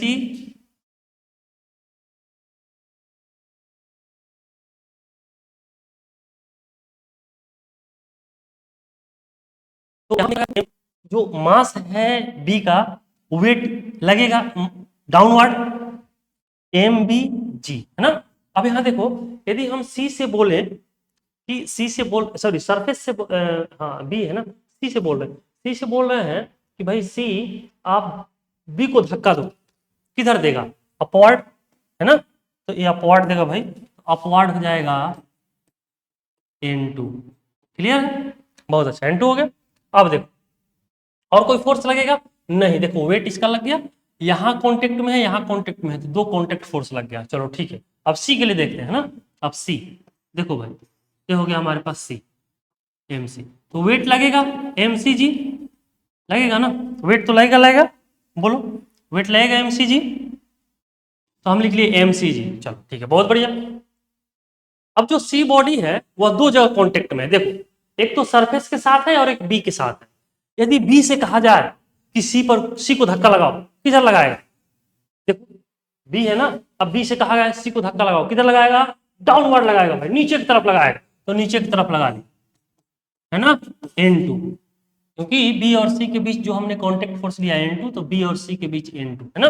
चलो, अब इस सरफेस से हम कहें, सरफेस से कह रहे हैं कि भाई सरफेस ऐसा करो, सी को धक्का लगा, तो किधर लगाएगा सी बताओ? सी जो है, सी पर धक्का ये सरफेस किधर लगाएगा? अपवर्ड, तो अपवर्ड लगेगा, है ना, और अपवर्ड लगेगा N3। ठीक है ना। अब देख लो, सारे फोर्सेज आपको दिखेंगे। ए का वेट डाउनवर्ड, बी जो है इसको धक्का देगा अपवर्ड, तो इन ऊपर, बी का वेट डाउनवर्ड एमबीजी, बी जो है ए और सी के साथ कांटेक्ट में है, तो ए जो है, ए इसको नीचे धक्का देगा, तो नीचे लग गया कांटेक्ट फोर्स। सी इसको ऊपर धक्का देगा, तो ये कांटेक्ट फोर्स ऊपर लगा दिया। सी का वेट डाउनवर्ड, सी दो जगह कांटेक्ट में है बी और सरफेस के साथ, तो बी इसको डाउनवर्ड फोर्स लगाया N2 कांटेक्ट फोर्स। उसी तरह सरफेस इसको धक्का अपवर्ड देगा, तो N3। तो बात समझ में आई यहाँ तक? यहाँ तक किसी को दिक्कत है तो बोलो, यहाँ तक चीजें समझ में आ गई होगी। चलो बहुत बढ़िया। अब नेक्स्ट में हम लोग बात करते हैं, है ना। नेक्स्ट में हमारे पास है इक्विलिब्रियम। अब हम लोग बात करेंगे कि इक्विलिब्रियम, अभी देखो फ्री बॉडी डायग्राम में अभी हम लोग और बहुत सारी चीजें देखेंगे, क्वेश्चंस में और भी हो जाएगा, बट फ्री बॉडी डायग्राम समझ गए, जितना भी बॉडी पर फोर्स लगे सबको आप दिखा दो, that is called free body diagram. अब यहाँ देखो इक्विलिब्रियम की बात कर रहे हैं, तो इक्विलिब्रियम तभी होगा जब बॉडी पर नेट फोर्स क्या होगा? जीरो। कोई बॉडी है ना, कोई बॉडी है, समझना, और इस पर कई फोर्सेज लगे, F1 F2 है ना, F3 F4 है ना, F5, ऐसे कई फोर्सेज लगे, ठीक है ना, एक्ट करे डिफरेंट डिफरेंट डायरेक्शन में। अगर इस पर एफ नेट जीरो आ जाए तो इक्विलिब्रियम में हो, ये बॉडी क्या कहलाएगा? इक्विलिब्रियम में हो। तो नेट फोर्स किसी भी बॉडी पर यदि जीरो हो जाए तो वह बॉडी क्या होगा? इक्विलिब्रियम में होगा। क्लियर है? अब यहां देखो, एफ नेट जीरो का मतलब हुआ कि सभी फोर्स, है ना, समेशन ऑफ एफ नेट या समेशन ऑफ एफ, हम लिख लें इसको ऐसे, यहाँ लिख लेते हैं इक्वल टू जीरो, ऐसे लिख सकते हैं, या फिर इसी को लिख सकते हैं F net equal to zero. बात देखिए, अब बॉडी इक्विलिब्रियम, एक कंडीशन होगा इक्विलिब्रियम। तो नेट फोर्स जीरो का मतलब ये हुआ कि अगर हमारे पास तीन एक्सिस है, पहला क्या है? एक्स एक्सिस, दूसरा वाई एक्सिस और तीसरा जेड एक्सिस। क्या क्या है समझो, एक्स एक्सिस, वाई एक्सिस और जेड एक्सिस। इसका मतलब क्लियर है कि नेट फोर्स जीरो का मतलब ये हुआ कि एक्स डायरेक्शन में जितना फोर्स है उसका वैल्यू जीरो होना चाहिए, उसी तरह वाई डायरेक्शन में जितना फोर्स है उसका वैल्यू जीरो होना चाहिए, और जेड डायरेक्शन में जितना फोर्स है उसका वैल्यू जीरो होना चाहिए। तो हम कह सकते हैं यार F X summation of F X equal to zero, पहला कंडीशन हो सकता है। दूसरा क्या होगा समझना, F Y equal to zero. तीसरा क्या हो सकता है? F Z summation of zero, यानी एफ एक्स डायरेक्शन में वैल्यू जीरो हो जाए इक्विलिब्रियम के लिए, उसी तरह y में भी सभी फोर्स का वैल्यू, या फिर कहें सभी फोर्स का वैल्यू तो नहीं कर सकते, नेट फोर्स का है, सभी फोर्स का सम 0 के बराबर होना चाहिए। उसी तरह z डायरेक्शन में सभी फोर्स का जो नेट आएगा वह 0 के बराबर होना चाहिए। तो x में 0 होना चाहिए, y में और z में, यानी समेशन का मतलब हो गया कि sum of the force in x direction will be 0। Similarly summation of fy is equal to 0 means summation of all the forces in y direction will be 0 and fz summation of fz is equal to 0 means क्या बताओ कि z direction में जितना भी force है सबका 0 है। Summation of fz is equal to 0 means all the forces, या फिर क्या sum of all the forces in z direction will be 0। तो ये 0 होना चाहिए। चल ठीक है ना। अब यहाँ देखो, अगर हम यहाँ लिखे F net is equal to 0 तो क्या होना चाहिए, F net is equal to होगा मास इंटू एक्सीलरेशन 0, तो ए का वैल्यू हो जाएगा 0/m, तो ए तो 0 आ जाएगा, यानी एक्सीलरेशन जो है 0 आ जाएगा, है ना। तो net force F is equal to होता है मास इंटू एक्सीलरेशन, ये आप जानते होंगे, आगे हम लोग पढ़ेंगे न्यूटन सेकंड लॉ में, बट अभी जानना है कि एफ इज इक्वल टू होता है मास इंटू एक्सीलरेशन। तो उस केस में मास से डिवाइड करेंगे तो एक्सीलरेशन हमारा 0 आ गया। एक्सीलरेशन को हम लोग लिख सकते हैं dv/dt इज इक्वल टू 0, लिख सकते हैं dv/dt इज इक्वल टू 0। इसका मतलब क्या हुआ, dv/dt इज इक्वल टू 0 का मतलब यही है कि v का वैल्यू यदि 0 रख दें तब भी 0 हो जाएगा, और v का वैल्यू यहाँ कांस्टेंट रख दें तब भी 0 होगा। अब तुम कहोगे सर v का वैल्यू कांस्टेंट रखेंगे तो 0 क्यों होगा? अरे भाई देखो, अगर v का वैल्यू कांस्टेंट आप यहाँ रखोगे और कांस्टेंट को डिफरेंशिएट करोगे तो कांस्टेंट का डिफरेंशिएशन तो हमेशा 0 होता है, यानी क्लियर है कि हम कह सकते हैं here v is equal to 0 और v is equal to constant. इस इक्वेशन से तो यही पता चलता है कि या तो v इसका 0 होगा या फिर v कांस्टेंट होगा। v कांस्टेंट का मतलब हुआ कि अगर कोई बॉडी इक्विलिब्रियम में है तो v 0 पहले देख लेते हैं। v 0 का मतलब हुआ कि कोई बॉडी इक्विलिब्रियम में है यानी वह रेस्ट में है, यानी जो बॉडी रेस्ट में है वह इक्विलिब्रियम में होगा जब उसका वेलोसिटी 0 होगा। या फिर ऐसे कह सकते हैं कि कोई बॉडी रेस्ट में है तो इक्विलिब्रियम में है ना। दूसरा हो सकता है कि कोई बॉडी यदि मोशन में है तब भी इक्विलिब्रियम में होगा, कंडीशन क्या है कि उसका वेलोसिटी कांस्टेंट होना चाहिए, v का वैल्यू कांस्टेंट होना चाहिए, है ना। ये ध्यान रखना है। बात समझ में आ गई। v इक्वल टू 0 का मतलब ये हुआ कि बॉडी यदि रेस्ट में है तो इक्विलिब्रियम में होगा। v इक्वल टू कांस्टेंट का मतलब ये हुआ कि बॉडी यूनिफॉर्म मोशन में है तब भी वह इक्विलिब्रियम में होगा, है ना। चलो नेक्स्ट हम लोग बात कर रहे हैं कि इक्विलिब्रियम दो तरह का होगा, है ना। इक्विलिब्रियम जो होगा वह दो तरह का होगा, पहला स्टैटिक इक्विलिब्रियम और दूसरा जो होगा वह डायनेमिक इक्विलिब्रियम। क्या होगा? डायनेमिक। तो स्टैटिक और डायनेमिक की बात करें, स्टैटिक का मतलब हो गया कि body is at rest, body जो होगा वह रेस्ट में होगा। डायनेमिक का मतलब हुआ body is in uniform motion. क्या है? Uniform motion. तो बॉडी जो होना चाहिए वह यूनिफॉर्म मोशन में। इक्विलिब्रियम दो तरह का होगा, स्टैटिक इक्विलिब्रियम और डायनेमिक इक्विलिब्रियम। तो जब बॉडी रेस्ट में रहता है, ठीक है ना, उस इक्विलिब्रियम को बोलेंगे स्टैटिक इक्विलिब्रियम, और जब बॉडी यूनिफॉर्म मोशन में मूव करता है उस इक्विलिब्रियम को बोलेंगे हम लोग डायनेमिक इक्विलिब्रियम। बात समझ में आ गई होगी कि यदि बॉडी रेस्ट में है तो स्टैटिक इक्विलिब्रियम, यदि बॉडी यूनिफॉर्म मोशन में है तो डायनेमिक इक्विलिब्रियम। तो यहाँ तक चीजें हमको लगता है कि सबको समझ में आया होगा। चलो नेक्स्ट में हम लोग बात करते हैं, है ना। सबको दिखाई दे रहा है? हाँ ठीक है, ठीक है, वेरी गुड, ठीक है। चलो नेक्स्ट हम लोग बात करते हैं। नेक्स्ट में चलो, नेक्स्ट में हमारे पास है एक क्वेश्चन है। नेक्स्ट में क्वेश्चन है, क्वेश्चन क्या कह रहा है देखो, if m is equal to 2 kg, यानी मास हमको दिया हुआ है 2 kg, है ना। Find tension in string and normal force between block and incline plane. ये तो इंक्लाइन प्लेन है ना, और ब्लॉक और इंक्लाइन के बीच हमको नॉर्मल फोर्स का वैल्यू निकालना है, साथ ही साथ स्ट्रिंग में जो है टेंशन निकालना है, और बॉडी इस तरह से इक्विलिब्रियम में रखा हुआ है ना। एक चीज हम लोग यहाँ समझेंगे, है ना, उसका यूज हमेशा होगा, है ना। यहाँ लिख लेते हैं नोट में, है ना, नोट में लिख लेते हैं। देखो क्या करना है कि एक जो है हमने इस तरह के तरीके से एक इंक्लाइन प्लेन ले लिया, है ना, और कुछ इंक्लाइन प्लेन का एंगल या फिर क्या है, एंगल ऑफ इंक्लाइनेशन इसको बोलते हैं थीटा। क्या है? थीटा। अब यहाँ देखो, यहाँ हमने क्या करना, यहाँ जो है एक ब्लॉक रख लिया, है ना, एक ब्लॉक रख लिया, है ना। अब हमें देखना है, तो एक तो हमेशा करते हैं कि यहाँ से एक परपेंडिकुलर लाइन डालते हैं ना, और इस प्लेन के परपेंडिकुलर एक लाइन खींचते हैं। ध्यान रखना, इस प्लेन के, इंक्लाइन प्लेन तो ही है ना, देखो ये है इंक्लाइन प्लेन, इसके परपेंडिकुलर लाइन खींचा 90 डिग्री, तो ये लाइन इस प्लेन के परपेंडिकुलर है, इंक्लाइन प्लेन। अब ये थीटा है तो ये कितना है 90, तो ये कितना हो जाएगा बताओ 90 माइनस थीटा हो जाएगा। ये थीटा ये 90 तो ये एंगल 90 माइनस थीटा। अब ये एंगल हमको दिख रहा होगा, क्या दिख रहा है, हम दूसरे कलर से देख लेते हैं इसको, थोड़ा आसानी होगी। ये एंगल हमको दिख रहा होगा कितना बताओ, ये एंगल है 90 डिग्री है ना, क्योंकि ये लाइन और ये लाइन परपेंडिकुलर, तो ये एंगल कितना है 90 डिग्री। तो ये टोटल एंगल हमको पता, ये एंगल निकल जाएगा, कैसे निकलेगा देखो बहुत सिंपल है। ये एंगल निकलेगा कि टोटल एंगल में से, ध्यान रखना टोटल एंगल 90 है, इसमें से ये एंगल माइनस कर दें तो ये एंगल निकल जाएगा। तो ये एंगल निकालना हो तो हम लोग लिखेंगे टोटल एंगल है 90 माइनस, और ये एंगल है 90 माइनस थीटा, ध्यान रखना तो हो जाएगा 90 माइनस 90 और प्लस थीटा। तो 90 90 कैंसिल ही हो जाएगा भाई, क्या आएगा थीटा, तो ये एंगल आ जाएगा थीटा, क्या आ जाएगा थीटा। यानी क्लियर है, ध्यान दो, फिर से एक बार बता देते हैं। यहाँ से हमने एक वर्टिकल लाइन खींचा, ये है 90 और ये थीटा, तो ये एंगल हो जाएगा 90 माइनस थीटा, चलो ठीक है। अब एक लाइन ऐसे खींचते हैं जो इस प्लेन के परपेंडिकुलर हो, तो इस प्लेन और इस प्लेन और ये जो लाइन है इसके बीच का एंगल होगा 90 डिग्री, क्योंकि परपेंडिकुलर लाइन खींचा है। अब ये एंगल हमको चाहिए होगा, तो टोटल में से इसको माइनस कर देते हैं, देखो ये टोटल में से इसको माइनस करेंगे तो ये एंगल निकल जाएगा। तो टोटल एंगल कितना है 90 और माइनस कितना करेंगे 90 माइनस थीटा, तो थीटा आ गया। यानी याद रखना होगा हमको, क्या क्या याद रखना होगा, देखो याद रखना होगा कि ये एंगल यदि थीटा है तो ये भी एंगल हमेशा थीटा होगा, ठीक है ना। ये एंगल थीटा है तो ये एंगल हमेशा थीटा होगा, ये पूरे फिजिक्स में यूज होना है, इसको फ्रिक्वेंटली याद रखो। कैसे हुआ मैंने इसको यहाँ एक्सप्लेन कर दिया है ना।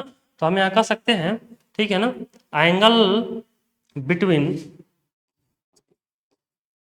है ना, angle between inclined plane and inclined plane, देख रहे हो ना, ये हमारे पास angle between inclined plane, normal to the inclined plane and vertical angle between, क्या लिख लेते हैं, angle between normal to incline plane, normal to incline plane and vertical is equal to angle of inclination, angle of inclination क्या है ना, theta के बराबर। तो याद रखना है थीटा है तो थीटा होगा, कैसे होगा हमने बताया। चलो अब इस फिगर को हम लोग सॉल्व करते हैं, ये चीजें हम लोग समझ गए, इसका एप्लीकेशन इसमें होना है इसलिए हमने इसको बता दिया। चलो देखते हैं हमारे पास क्या है कि यहाँ देखो, यहाँ सोल्यूशन करते हैं इसका, है ना, बहुत ही सिंपल है भाई। अब यार तो सबसे पहले हमको क्या करना होगा कि इसका फ्री बॉडी डायग्राम ड्रॉ करना होगा, ठीक है ना। और फ्री बॉडी डायग्राम हम लोग ड्रॉ करेंगे, देखो कैसे, हमने इस लाइन को खींचा ऐसे, है ना, और यहाँ ये एंगल 30 डिग्री है, चलो रख लिया हमने, और यहाँ एक ब्लॉक को रख दिया, जो इस ब्लॉक का मास है m, हम ऐसा करेंगे m का वैल्यू लास्ट में ही पुट करेंगे, है ना, m रख लिया। अब यहाँ ये ध्यान रखना है, तो हम लोग यहाँ फ्री बॉडी डायग्राम ड्रॉ कर रहे हैं, क्या ड्रॉ कर रहे हैं, फ्री बॉडी डायग्राम। तो फ्री बॉडी डायग्राम में हमने बताया है कि बॉडी पर जितना भी फोर्स एक्ट कर रहा है सभी फोर्स को आप दिखाओ। तो हमारे पास तो पहला तो वेट लगेगा भाई mg, चलो mg तो लग गया बेटा, बहुत अच्छा। अब क्या हो लगेगा, अब देखो ये एंगल जो रहेगा इसको थीटा मान लें, ठीक है ना, तो जो ये एंगल है वही ये एंगल आएगा ना थीटा। देखो यहाँ हमने बताया कि जो एंगल ऑफ इंक्लाइनेशन है वही ये एंगल आएगा थीटा, है ना। तो वेट तो लग गया वर्टिकल डायरेक्शन में, और हमने एक लाइन खींचा इस प्लेन के परपेंडिकुलर, और प्लेन के परपेंडिकुलर क्या लगेगा n जो है यहाँ कॉन्टेक्ट में है, तो कॉन्टेक्ट फोर्स हमेशा परपेंडिकुलरली लगता है ऐसे, तो n लग गया। ये थीटा है तो थीटा हो जाएगा, चलो बहुत बढ़िया। अब साथ में क्या है, यहाँ स्ट्रिंग कनेक्टेड है तो इधर भाई टेंशन लगेगा, क्या लगेगा, tension away from the body T line, ठीक है ना। यहाँ तक किसी को डाउट नहीं होना चाहिए। अब हम लोग क्या करते हैं कि हम लोग वेक्टर में पढ़े हैं, ध्यान होगा कि अगर कोई वेक्टर ए है और एंगल थीटा है, तो इधर क्या होता था, ए कॉस थीटा जिसके साथ एंगल बना रहा है, और उसके परपेंडिकुलर होता था ए साइन थीटा ही होता था ना। तो यहाँ देखो, यहाँ एम जी है, एम जी इस लाइन के साथ एंगल बना रहा है, तो एम जी कॉस थीटा हो जाएगा, बहुत बढ़िया। और इसके परपेंडिकुलर जो हो जाएगा वो हो जाएगा mg sin थीटा। क्या हो जाएगा? mg sin थीटा, है ना। देख लो mg जैसे यहाँ था कोई वेक्टर जिस लाइन के साथ एंगल बनाएगा कॉस, उसके परपेंडिकुलर साइन। यहाँ देखो यहाँ वेक्टर क्या है? mg। mg इस लाइन के साथ एंगल बना रहा है तो कॉस हो जाएगा, और कॉस के परपेंडिकुलर साइन mg sin थीटा। क्लियर है? अब यहाँ देखो हमारे पास अगर हम इसका कोऑर्डिनेट लेना चाहें, समझना, तो कोऑर्डिनेट जो लेना है वो ऐसे लेना है, इधर x एक्सिस और इधर y एक्सिस, ऐसे लेना है ना। इधर x और इधर हमने मान लिया इसके परपेंडिकुलर y। तो x डायरेक्शन में फोर्स क्या दिख रहा है? देखो x डायरेक्शन में फोर्स दिख रहा है t, x डायरेक्शन में फोर्स दिख रहा है mg sin theta, y direction में फोर्स दिख रहा है n, और y डायरेक्शन में फोर्स दिख रहा है mg cos थीटा, है ना। तो हमने अभी बताया था कि अगर ये बॉडी इक्विलिब्रियम में है, अगर ये बॉडी इक्विलिब्रियम में है तो इस पर नेट फोर्स जीरो होना चाहिए। नेट फोर्स जीरो का मतलब क्या हुआ कि एक्स डायरेक्शन में भी फोर्स जीरो हो जाए, सभी फोर्स का सम जीरो हो जाए, उसी तरह वाई डायरेक्शन में भी सभी फोर्स का सम जो है जीरो होना चाहिए। तो एक्स डायरेक्शन में हम लोग लिखेंगे, तो अगर हम लिखें F summation of F X is equal to zero, ये लिख लिया, है ना। तो समेशन ऑफ एफ एक्स अगर इधर पॉजिटिव तो इधर निगेटिव लेना होगा, तो टी हमने क्या ले लिया? टी, है ना, हमने ले लिया टी, तो टी पॉजिटिव होगा, इधर इधर जो हो जाएगा plus minus M G sine theta, ये हो जाएगा ना, minus M G sine theta equal to zero, ठीक है ना। इधर हमने निगेटिव लिया है, इधर पॉजिटिव लिया, तो यहाँ से टी निकल जाएगा एम जी साइन थीटा, निकल गया एम जी साइन थीटा। तो अब हमको वैल्यू रखना है ना, टी इक्वल टू आ जाएगा एम का वैल्यू 2, जी का वैल्यू 10, साइन थीटा का वैल्यू 30 डिग्री क्वेश्चन में दिया हुआ है, तो 2 इंटू 10 इंटू 1/2, ये 2 कैंसल, तो कितना हो जाता है? 10 न्यूटन। तो टी का वैल्यू कितना आ जाएगा? 10 न्यूटन। हमको निकल गया फर्स्ट पार्ट। चलो सेकंड पार्ट में हमसे क्या पूछ रहा है कि भाई टेंशन तो निकल गया, अब इसके बाद पूछ रहा है normal force between block and incline plane. तो ब्लॉक और इंक्लाइन के प्लेन के बीच नॉर्मल फोर्स की हम लोग बात करेंगे, तो इसको देख लेते हैं। हम लोग यहाँ देखते हैं, है ना।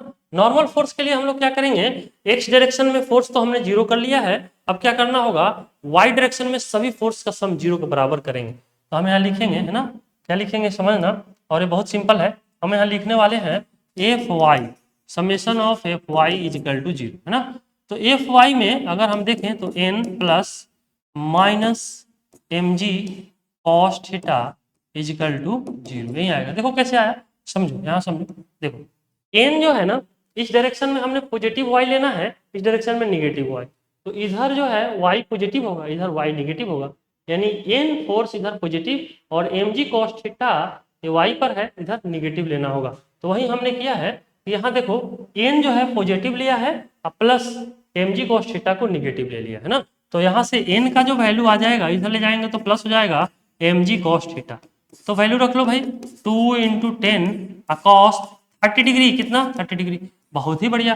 चलो तो हम लोग लिख लेंगे 20 और कॉस 30 कितना आ जाएगा, कॉस 30 √3/2 2 2 ठीक है 10, यहाँ हो जाएगा 10√3, है ना, 10√3। तो एन का वैल्यू आ गया 10√3, ठीक है ना। तो इस तरह से हमारा नॉर्मल फोर्स भी निकल गया, या कहें नॉर्मल रिएक्शन भी निकल गया, साथ ही साथ टेंशन भी निकल गया। तो हम समझते हैं यहाँ तक सबको समझ में आया होगा।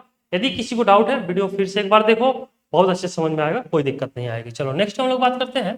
नेक्स्ट में हमारे पास है find normal reaction on the sphere. ये स्फीयर हमको दिया हुआ है और इस तरह का सिचुएशन है, और इसमें हमको नॉर्मल रिएक्शन निकाल के दिखाना है। नॉर्मल रिएक्शन क्या है, सबसे पहले हमारा काम क्या है बोलो, सबसे पहला काम है फ्री बॉडी डायग्राम ड्रॉ करना है, एफबीडी, है ना।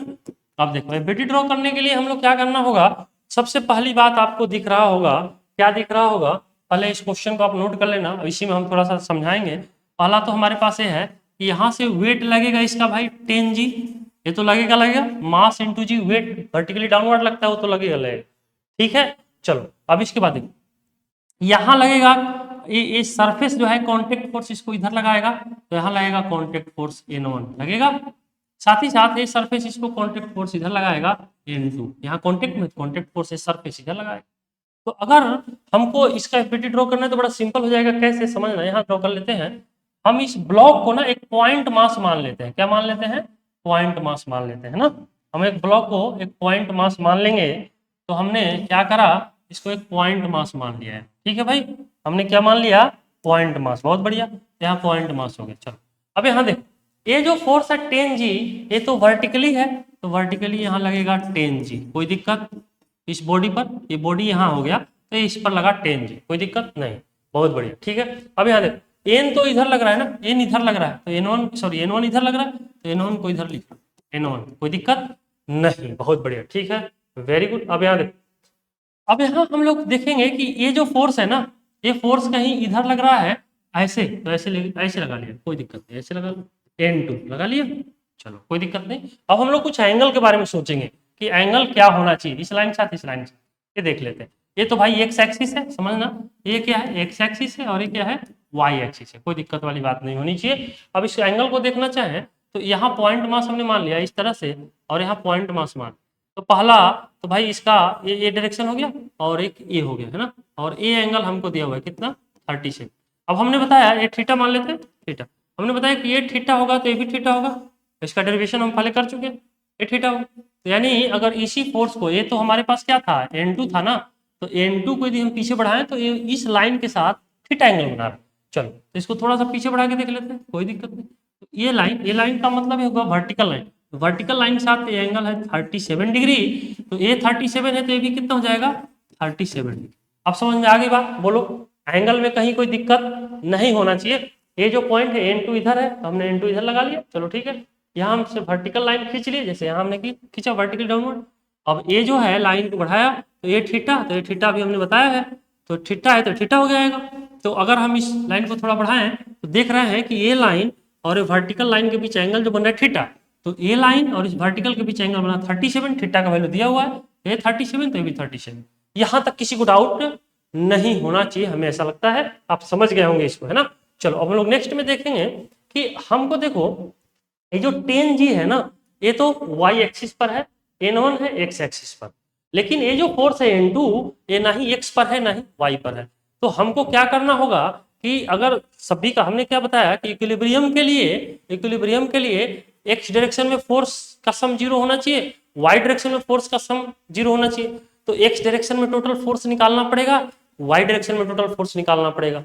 तो हमको ये दिख रहा है कि n1 तो x डायरेक्शन में फोर्स है, tan g भी y डायरेक्शन में फोर्स है, लेकिन n2 ना ही x पर है और ना ही y पर है, तो n2 को हमको कंपोनेंट में ब्रेक करना पड़ेगा।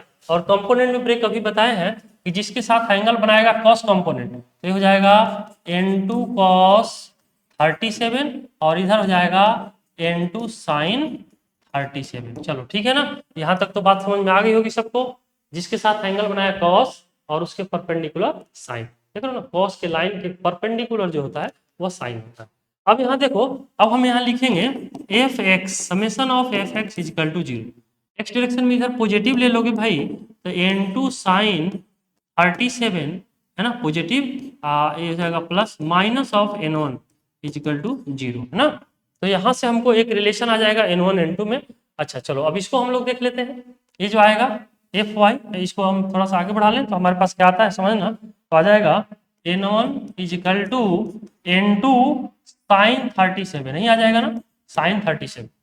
तो n2 साइन 37, साइन 37 का वैल्यू हम लोग निकाल सकते हैं, ठीक है ना। कैसे, देखो यहाँ सबको ध्यान होगा, है ना। ये जो हमारे पास है ये 3 होता है, इसको 4 और इसको 5, ये एंगल 90 याद रखो, इसको 53 याद रखो भाई, इसको 37 याद रखो। तो साइन 37 परपेंडिकुलर अपॉन हाइपोटेनस 3/5 हो जाएगा, तो हो जाएगा भाई n2 into 3/5, है ना। तो 3n2/5, n1 का वैल्यू आ गया, एक तो रिलेशन आ गया, चलो इसको हम लोग बाद में यूज करेंगे इस रिलेशन का। तो n1 इक्वल टू आ गया 3n2/5, है ना। अब हमको n1 n2 का वैल्यू निकालना है भाई, चलो देखो अब x का तो हमने 0 कर लिया, अब उसी तरह से हमको क्या करना होगा, y के लिए 0 करना होगा। तो हम यहाँ लिखेंगे एफ वाई, है ना, इजिकल टू 0। अब y डायरेक्शन में देख लेते हैं, y डायरेक्शन में क्या आया है भाई, तो y डायरेक्शन में है, देखो y डायरेक्शन में है n2 cos 37, है तो पॉजिटिव होगा क्योंकि अपवर्ड है, और tan g डाउनवर्ड है तो निगेटिव होगा, इधर x y पॉजिटिव इधर y निगेटिव, तो इधर हो जाएगा n2 cos 37, तो हमारे पास हो जाएगा n2 cos, ध्यान रखना n2 cos 37 minus tan g is equal to 0, minus जाएगा। तो n2 cos 37 निकाल लेते अपन, तो cos 37 कितना आ जाएगा, देखो यहाँ से निकाल लेंगे cos 37, तो cos हो जाएगा बेस अपॉन हाइपोटेनस यानी 4/5 हो जाएगा, है ना। तो 4/5 हमारे पास आ जाएगा 4/5, और इजिकल टू 10 और जी का वैल्यू रख लो 10, है ना। तो कितना आ जाएगा, ध्यान रखो, तो N2 का जो वैल्यू आएगा वो आ जाएगा 4, यहाँ लिख लेते हैं 4/5 इजिकल टू 100। ये तो 100 हो जाएगा ना, 5 से मल्टीप्लाई कर दो तो N2 इजिकल टू हो जाएगा, N2 इजिकल टू 5 इंटू 100 और डिवाइड बाई 4, है ना। तो हो जाएगा 25 ना, 25 इंटू 5 125। तो N2 का तो वैल्यू हमको पता हो गया कितना, 125, कितना आ गया 125, ठीक है ना। और फ्रॉम फर्स्ट इक्वेशन देखो, फर्स्ट इक्वेशन हमने यहाँ निकाला हुआ है। फर्स्ट इक्वेशन देखो यहाँ N1 का वैल्यू, तो N1 इजिकल टू 3/5 N2 है, तो हम लोग लिख सकते हैं N1 इजिकल टू 3/5 N2, तो 3/5 और N2 का वैल्यू कितना है 125, है ना। तो कैंसिल हो जाएगा, ठीक है ना, 25 टाइम्स, तो N1 का जो वैल्यू आएगा 25 इंटू 3 75, है ना। तो N1 और N2 हमको निकल गया, N2 आ गया 125 और N1 आ गया 75, ठीक है। यही हमसे पूछ रहा था कि नॉर्मल फोर्स क्या होगा, ये हमको आप बताइए। तो नॉर्मल फोर्स हमने कैलकुलेट कर लिया। तो यहाँ तक हम समझते हैं सबको समझ में आया होगा, तो इसको पहले नोट कर लो, फिर और इसका इसका ट्राई करो कि फ्री बॉडी डायग्राम हम लोग। चलो यहाँ जो है ना सेकंड, ये जो अगला क्वेश्चन है इसका फ्री बॉडी डायग्राम हम लोग ड्रॉ करते हैं, ठीक है ना। इसी में ड्रॉ करेंगे, उतना प्रैक्टिस हो गई हम लोगों की, हम लोग देख सकते हैं, है ना। बहुत ही सिंपल है। देखो यहाँ क्या है, पहली बात तो इसका वेट लगेगा डाउनवर्ड 10G लगेगा, चलो ठीक है। यहाँ एक कॉन्टेक्ट फोर्स लगेगा भाई इधर, है ना, मान लेते हैं N1, है ना। और यहाँ एक कॉन्टेक्ट में है तो यहाँ कॉन्टेक्ट फोर्स लगेगा, ठीक है ना। यहाँ कॉन्टेक्ट फोर्स लगेगा, हम इसको एक बार फिर से कर लेते हैं। यहाँ कॉन्टेक्ट फोर्स लगेगा,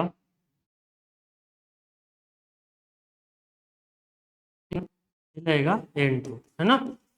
चलो ये तो हो गया हमारे पास, और तो कोई फोर्स है नहीं। चलो हम लोग देखते हैं कैसे निकालना इसका। हम लोग FBD ड्रॉ करेंगे तो बहुत ही सिंपल आएगा, बड़ा सिंपल है। देखो अगर इसका हम फ्री बॉडी डायग्राम देखें FBD तो क्या आता है, देखो अब यहाँ देखो, यहाँ जो वेट लगेगा तो हमने क्या करना, देखो यहाँ जो है 10G तो इधर लग गया, चलो ठीक है ना, पॉइंट ऑब्जेक्ट हमने मान लिया।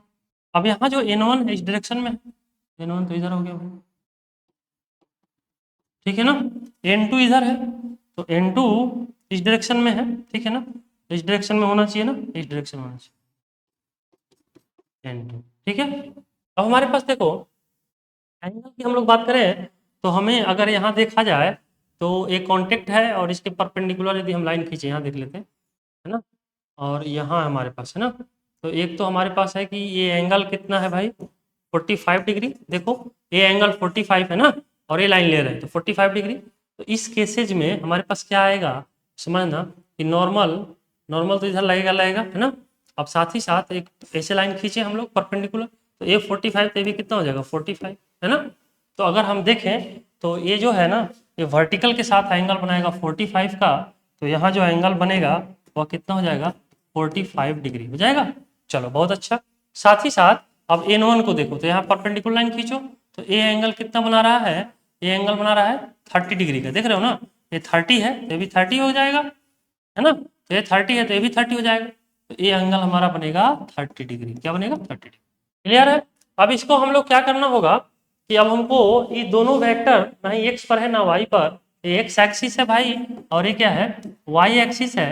तो हम ऐसा करेंगे कि ये दोनों को कंपोनेंट में ब्रेक कर लेंगे, तो कंपोनेंट में ब्रेक कर लो। कंपोनेंट ब्रेक करेंगे तो क्या आ जाएगा, जिसके साथ एंगल बना रहा है तो इस लाइन के साथ बना रहा है तो हो जाएगा N2 cos 45 डिग्री, चलो ये तो हो गया। और इसके परपेंडिकुलर N2 sin 45 डिग्री, चलो ये भी ठीक है। N1 इस लाइन के साथ एंगल बना रहा है cos हो जाएगा, क्योंकि जिस लाइन के साथ एंगल बनाता है वह क्या होता है cos कंपोनेंट। तो हमारे पास हो जाएगा N1 cos 30 डिग्री और इस लाइन के परपेंडिकुलर N1 sin 30 डिग्री, यही आ जाएगा ना N1 sin 30 डिग्री। बहुत बढ़िया।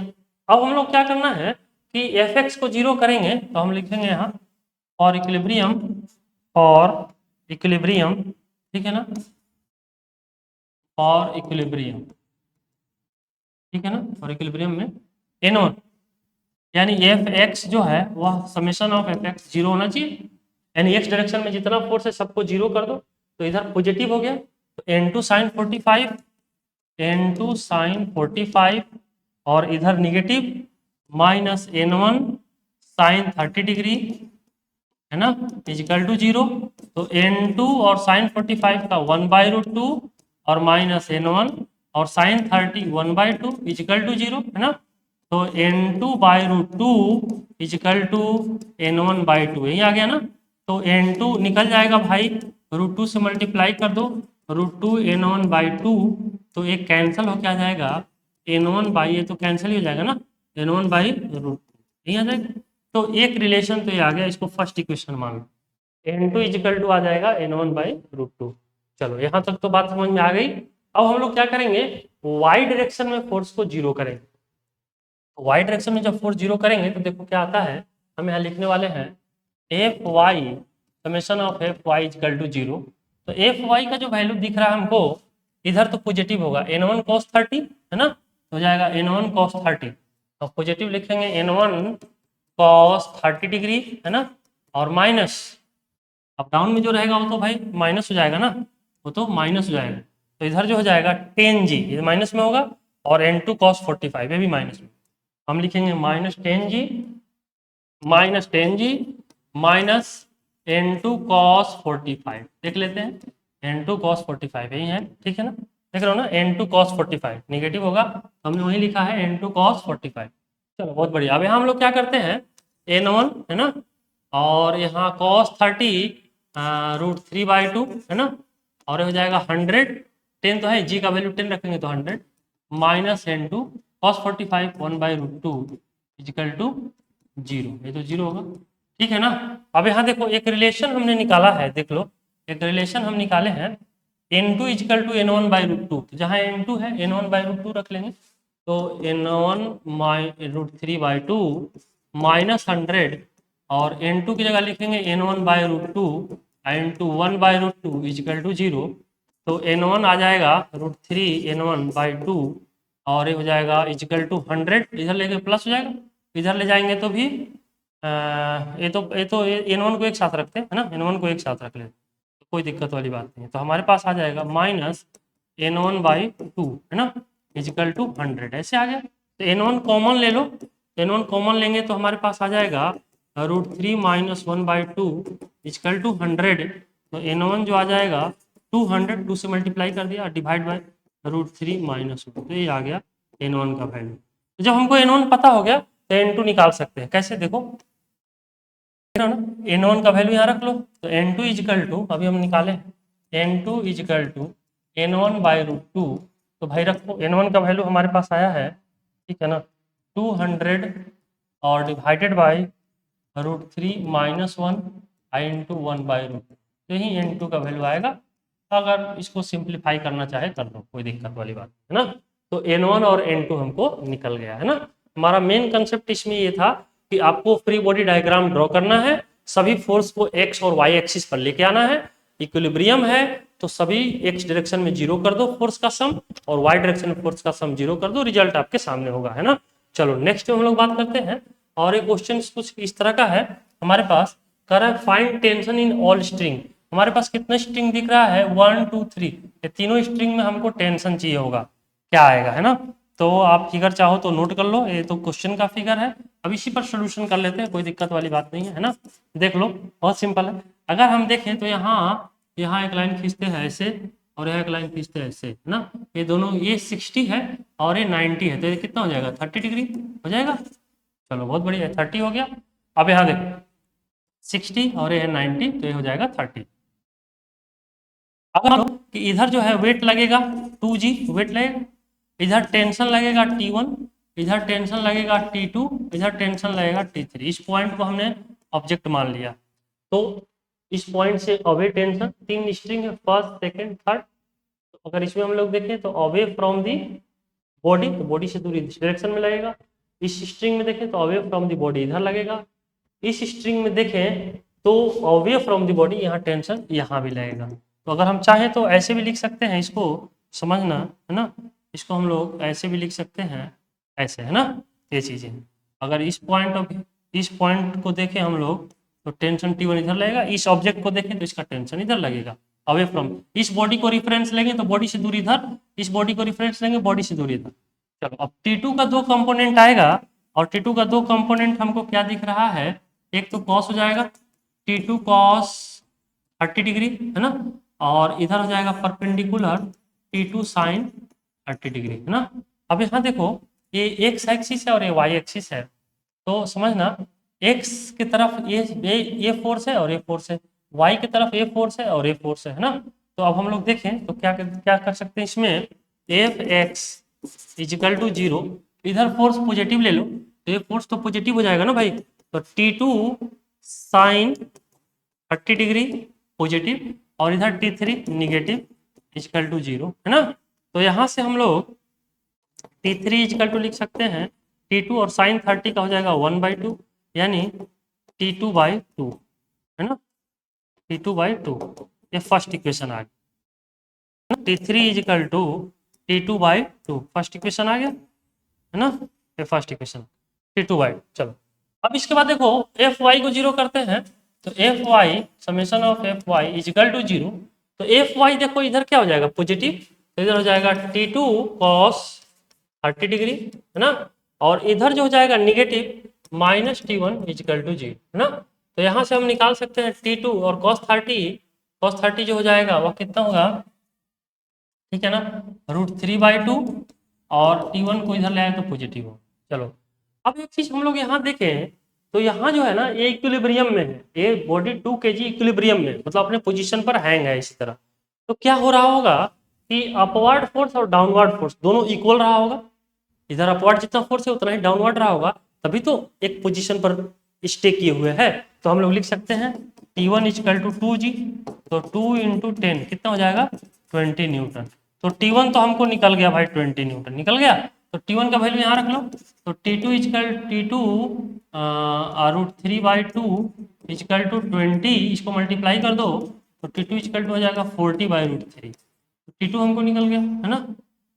तो T1 और T2 तो हमको पता हो गया। फर्स्ट इक्वेशन से हम लोग ऐसा करेंगे कि फर्स्ट इक्वेशन से तो हम यहाँ लिखेंगे फ्रॉम इक्वेशन फर्स्ट, क्या लिखेंगे, फ्रॉम इक्वेशन फर्स्ट इक्वेशन क्या दिया हुआ है देखो, तो फर्स्ट इक्वेशन है T3 इजिकल टू T2/2, तो हम यहाँ लिख लेंगे T3 इजिकल टू T2/2 है ना, T2/2, तो यहाँ हम रख लेंगे T2/2, तो हमारे पास आ गया। तो यहाँ T2 का वैल्यू देखो पता किए अपन, T2 का वैल्यू कितना है 40/√3, क्या है 40/√3, तो T2 की जगह पर रखेंगे 40/√3, तो यहाँ रख लो 40/√3